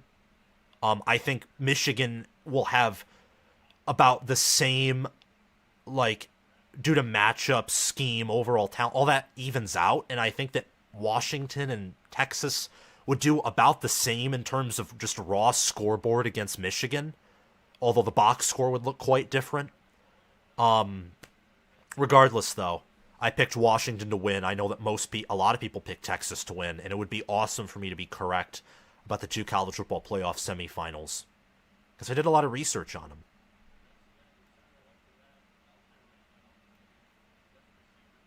Yeah, Jatavion Sanders is probably done for the night, which stinks. You did good, man. You did good, JT. You had 6 receptions for 75 yards. You were clutch. Your quarterback did not help you because he's only come alive in these past 2 drives after it's almost, nearly done. It's like McCarthy coming alive after throwing the pick sixes. It's like, it's good, but you got to do better. 1st and 10 at the Washington 13. And catch. Minute 19 seconds left. 85. And that is Gunnar Helm Jr. No red shirt, just like Sanders.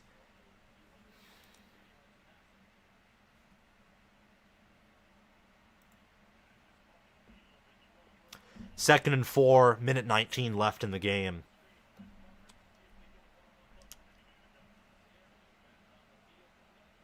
Alrighty. Another fade to the end zone that's incomplete. It was well over 80 Mitchell's head. 3rd and 4. Every second's precious at this point because of you don't have 3 timeouts, which means you got to subtract 40 seconds, probably 45 or 50 from a minute 15 due to the hang time of the punt and also, the plays taking about 2, 3, 4 seconds each per running. If Texas scores with less than a minute remaining, it's safe to say Washington probably can run the clock out, even if they don't get a first down. Ewers, ball batted down at the line. It's going to be 4th and 4. Wow. And they're going to send the field goal team on. They're going to trust Bert Auburn to make it 37-31. That's what analytics would tell you to do. But for you to have to get all the way down the field, I don't know. But we'll see. I would probably prefer to go for it and end the game right here, especially since you're going to get, literally you're going to get 10 or 20 seconds to get a touchdown at the end. And I think you'd rather have 10 or 20 seconds to get a field goal at the end. But that's just me.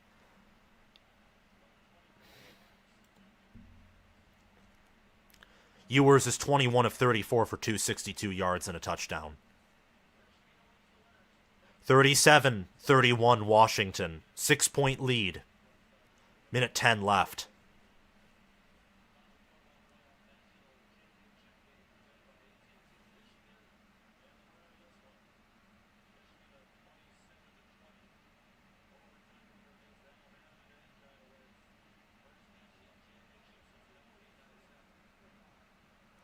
Minute 9 seconds remaining, and Penix is in his booth. Wow. This would be huge for Washington. Huge. I'm going to check the chat. Tink's Ambitious Life, Wolverines or Huskies? I'd pick Michigan. I think that Michigan could run on Washington. I think they could throw on Washington. And I think their pass defense would give Washington's pass offense some fits.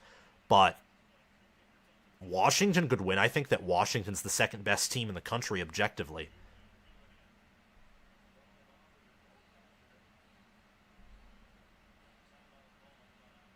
Yeah, it's also answering your question, Eric. My pick would be Michigan over UW. Texas is going to attempt an onside kick.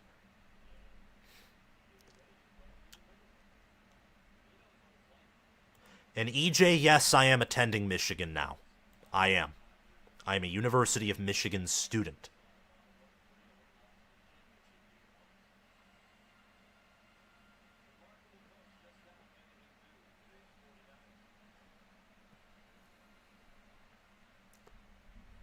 All right. First onside attempt by Texas this season.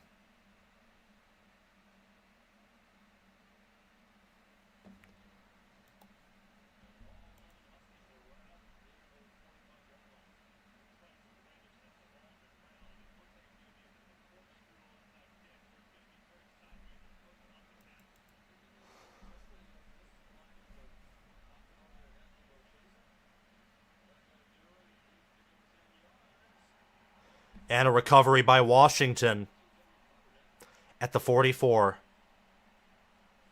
Minute 9 seconds left. Run, run, run. Give it back to him with about 15 seconds left.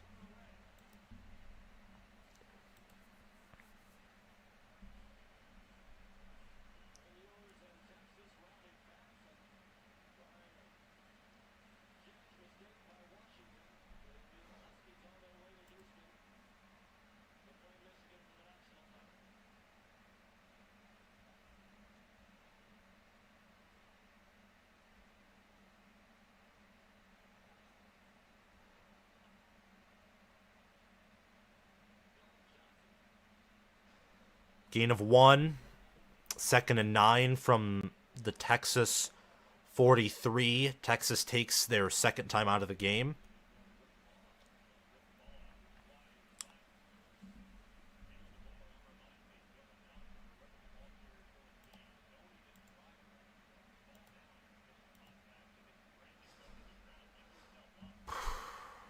Wow. Today's been a crazy day of college football.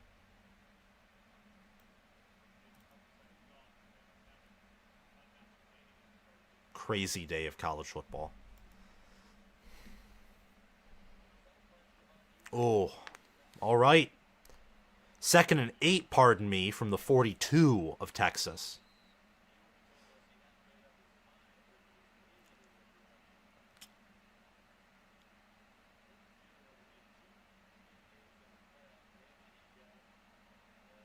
And they hand it off. And gain of about 2 or 3. So it's going to be 2nd and 6, 3rd and 6, 3rd and 5. And Texas calls their final timeout with 1:02 left.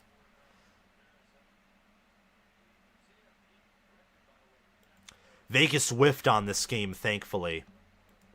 They nearly whiffed on Michigan, Alabama, too. You could tell by how the line was set And what like experts on Vegas were saying is that Vegas picked Michigan straight up to just win. And right now,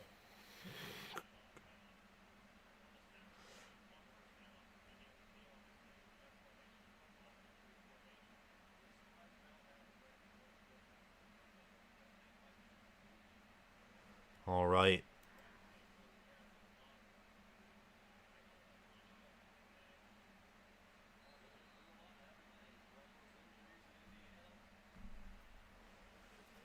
All right. So 3rd and 5 and the Texas 39. Let's see what Washington does here. Do they pass? Nope. Run up the middle and stopped. Texas will have about 10 seconds after the punt to do something.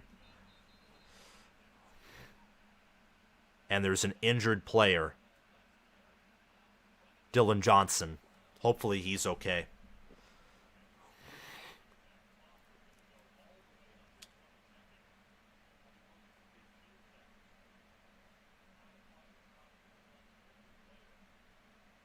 That's horrible.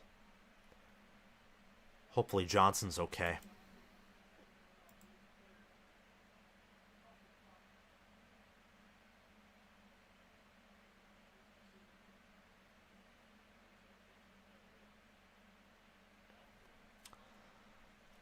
Vegas and the media and talking heads have been doubting UW all season. Yup.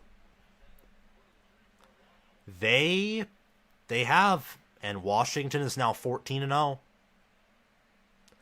I was one of the people who in the preseason picked him to win the Pac-12 and go to the playoff, but even they exceeded my expectations. They're going to be 14-0. Instead of Michigan versus Washington in the Rose Bowl, which I picked it to be that way, it's going to be Michigan versus Washington national title, which is nuts. Yeah, I hope Dylan Johnson's okay. I really hope that he's okay. It's like what you said, Marcus Sutton. Hummus Hero, the Big Ten is going to be crazy next season. Indeed, it is. It'll be crazy. And I cannot wait for it. Seriously.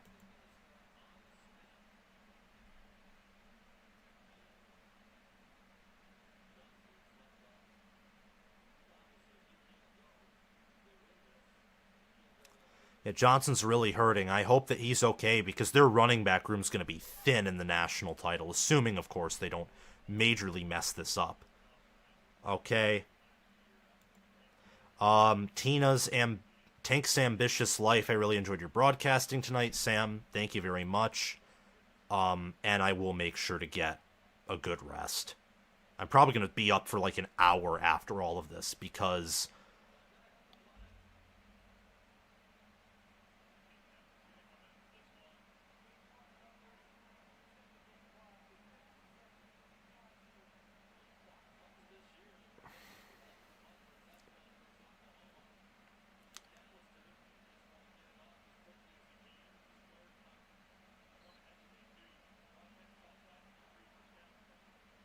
Oh, they gave Texas extra time because of the injury.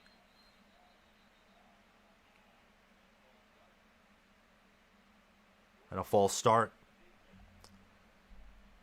Marcus Sutton, he's been huge for the Huskies. Yes, he has.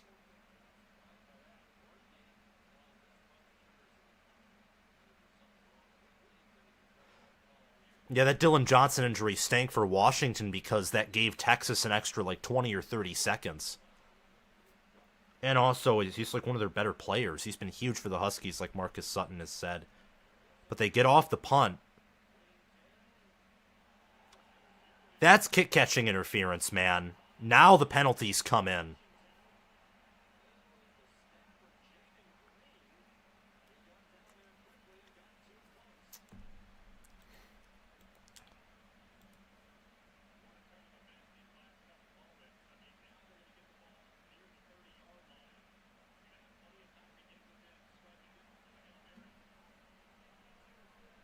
Yeah, Washington. This is it's frustrating just like watching.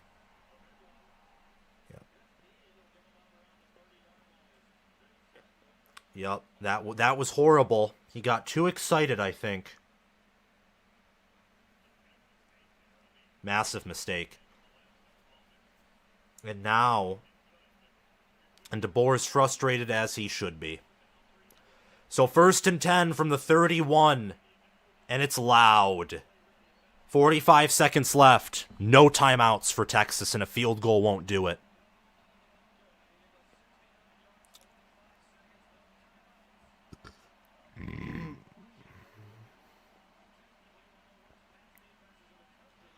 And incomplete. That took 4 seconds off the clock. Sanders is back on the field. 2nd and 10.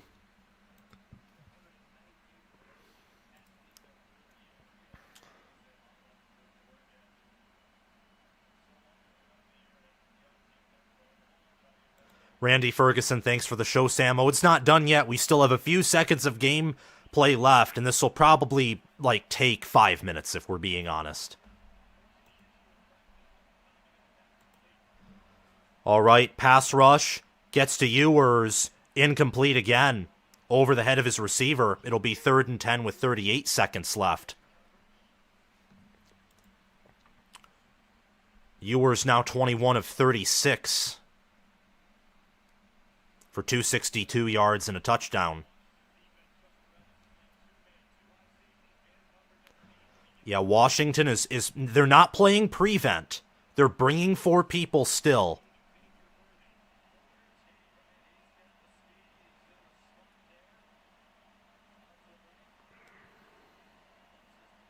Four men rushing again. Ewers is going to go deep, and he's caught by Whittington. Wow.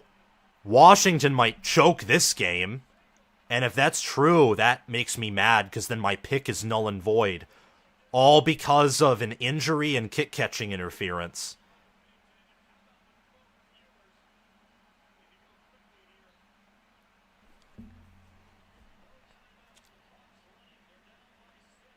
Ewers heaves it deep. No, incomplete. 2nd and 10 with 20 seconds left. So this is going to be an all-time classic game. That was nuts.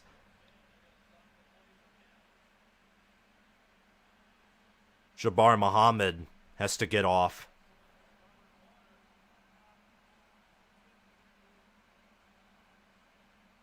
Wow. Crazy.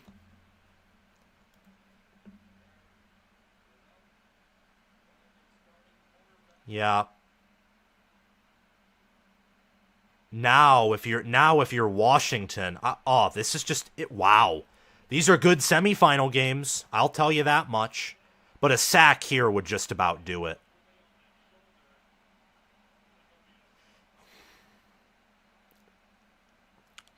And Washington, I don't like this.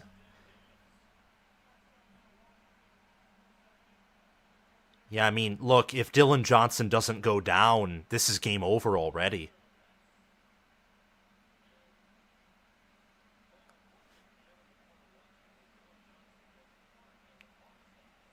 Yeah, I mean, that was huge for Texas. And the kick-catch interference, too. All those things play. So Texas is now inside the 30. They're close to the red zone.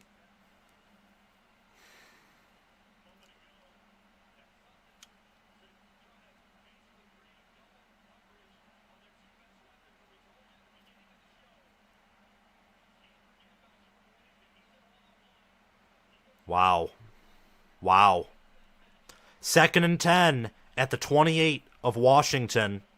Let's see what happens here. 20 seconds. 20 seconds.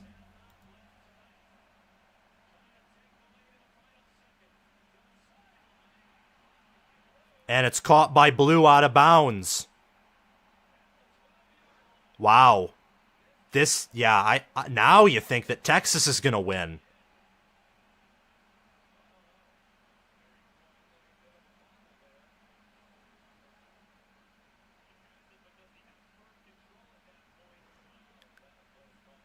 That's a close call. He might not. I don't think he has firm control of it. They're going to stop it and review it.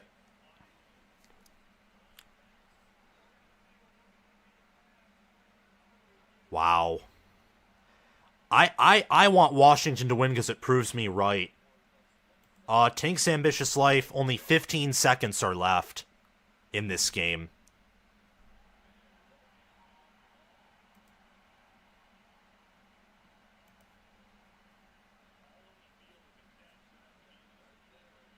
Yeah, Washington should have ran the ball on the goal line. The play calling, they have not. But that's in their nature. See, this is what we have to understand about Washington. It's in their nature to make bad mistakes and to sometimes be too aggressive for their own good, just like with Oregon. It's in their nature.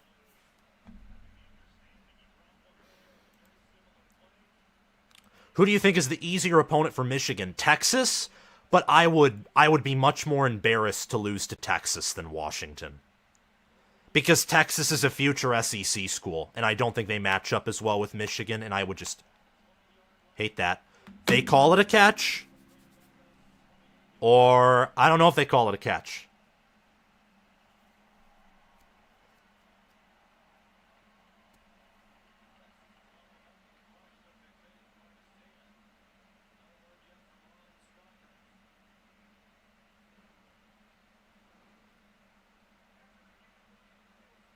Yup, stands. Washington now has to defend 12 yards in literally 15 seconds. That's 3 passing plays. I think Texas is going to win.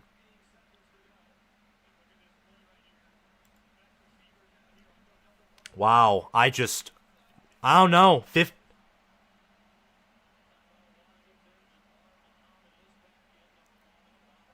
And oh my, I don't get it. Why don't you run the ball? Like, this is going to be on it's going to be on Washington's staff. But I think regardless, Michigan is beating these teams.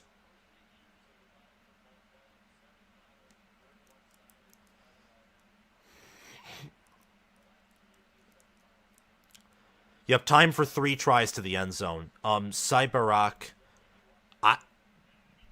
Texas would have to get a touchdown and miss the extra point, which is not happening at this point.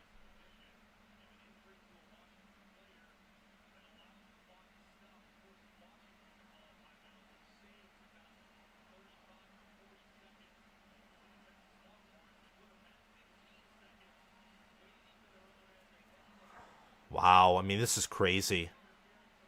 I think Texas is going to score and win based off of how they've driven down. They look determined.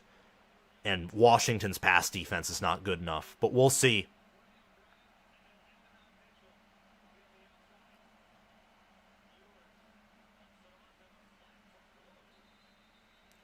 Wow, that was a loss of 1.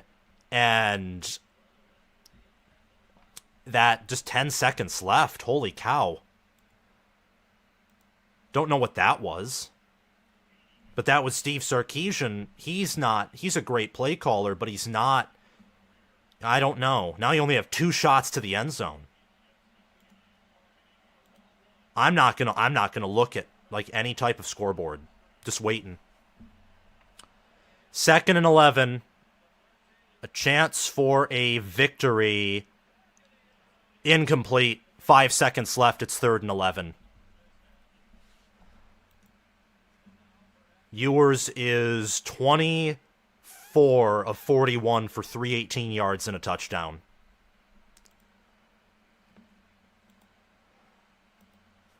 Come on, Huskies. Only because I picked you to win. But this is a close game like I thought it was going to be.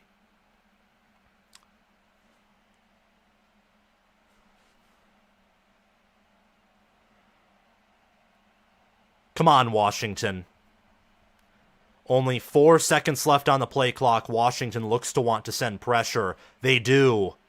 And they get to Ewers!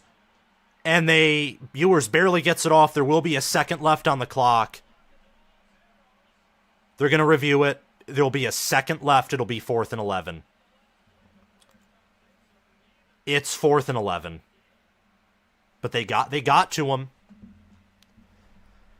Be 24 of 42, man.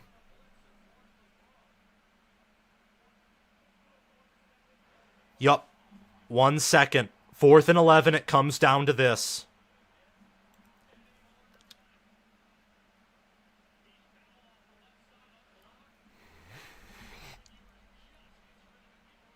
All right. No timeouts left for either team.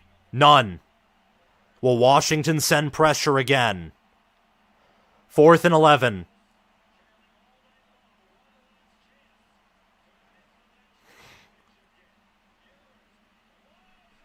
Incomplete. Washington wins 37-31.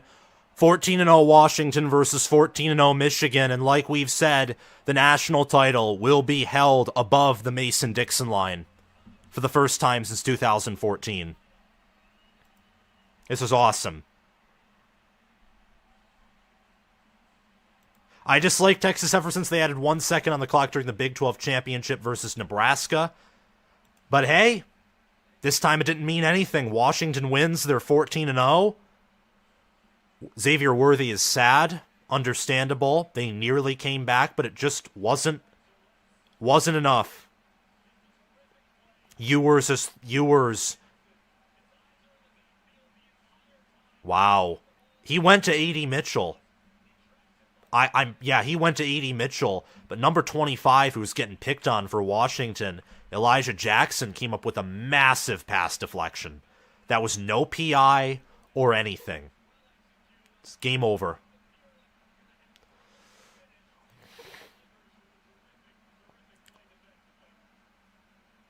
And Penix is smiling. His smile is as wide as can be. And it's a Washington versus Michigan final.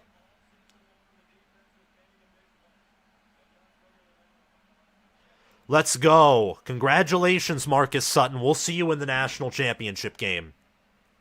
This is awesome.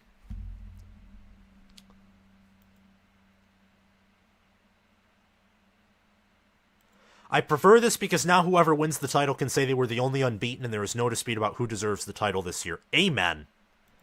Amen, Derek Blase. Amen.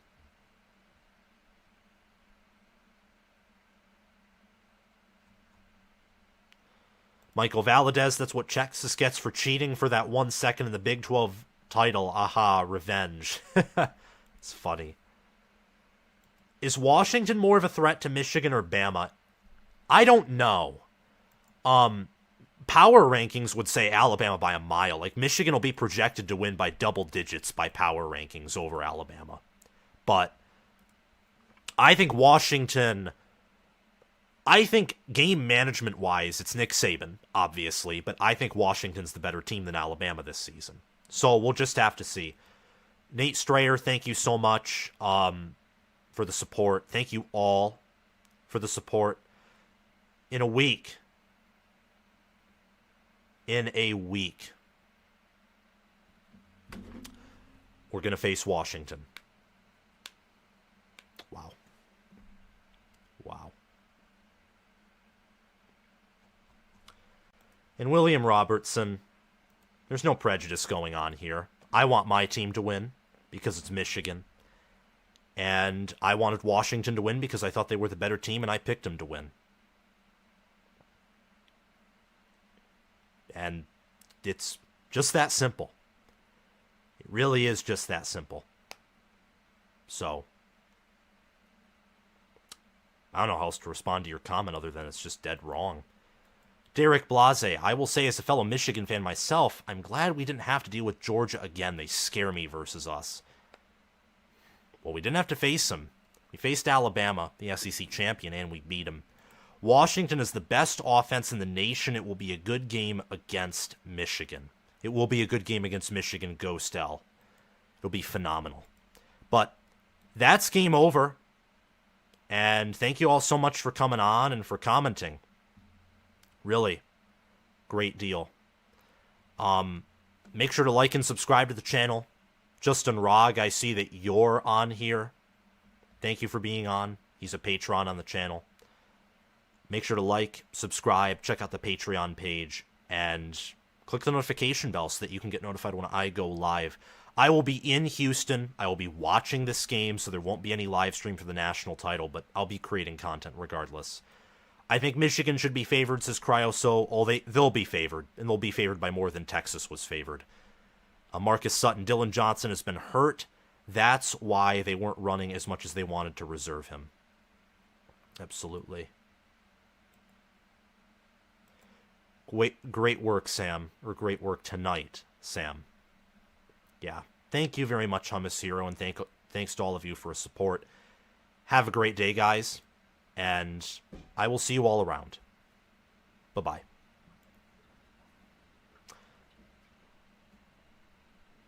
You know what? I can't get off without saying, like, this has just been an incredible season. And I'm very thankful to all of you, for making it a great year. I mean, look, I'm going to go through YouTube right now and channel analytics. We've gained today, we gained nearly 1,000 subs, about 950. We have had 200,000 total views today, which is more than we get in like an entire month on here, just in one day. Had almost 100 in super chat revenue. We, whatchamacallit, we had 2 new patrons. It's just incredible. Really incredible stuff here. So thank you all very much. You're welcome, Justin Rogg. Izzy Real, Michigan is winning the Natty. Michael Valadez, Sam is so prejudiced he won't root for the Cornhuskers versus Michigan's. Shaking my head. Exactly. I just love Michigan so much. Like, they're better to those darn Cornhuskers. Exactly. But I'm hoping in all seriousness that, like, next year, Matt Rule and Nebraska, I'm hoping that they can be a top 25 team, and there's potential that they can. Derek Blase, do you think Harbaugh is more likely to leave if they win or lose? I think he's more likely to leave if they lose. I think if he wins, he'll be a Michigan legend. He'll get that $12 million a year, and he'll deserve it. He'll be a Michigan legend forever. It'll be awesome. Thank you, BK. Keep up the great work. Have a great night, guys. I have to get off. I'd love to be on for more, but I have to get off, and I'll be live later this week. So I'll see you guys later. Just make sure to hit the notification bell so that you can get notified when I upload more content or go live. Have an awesome day, guys, and I will see you all around.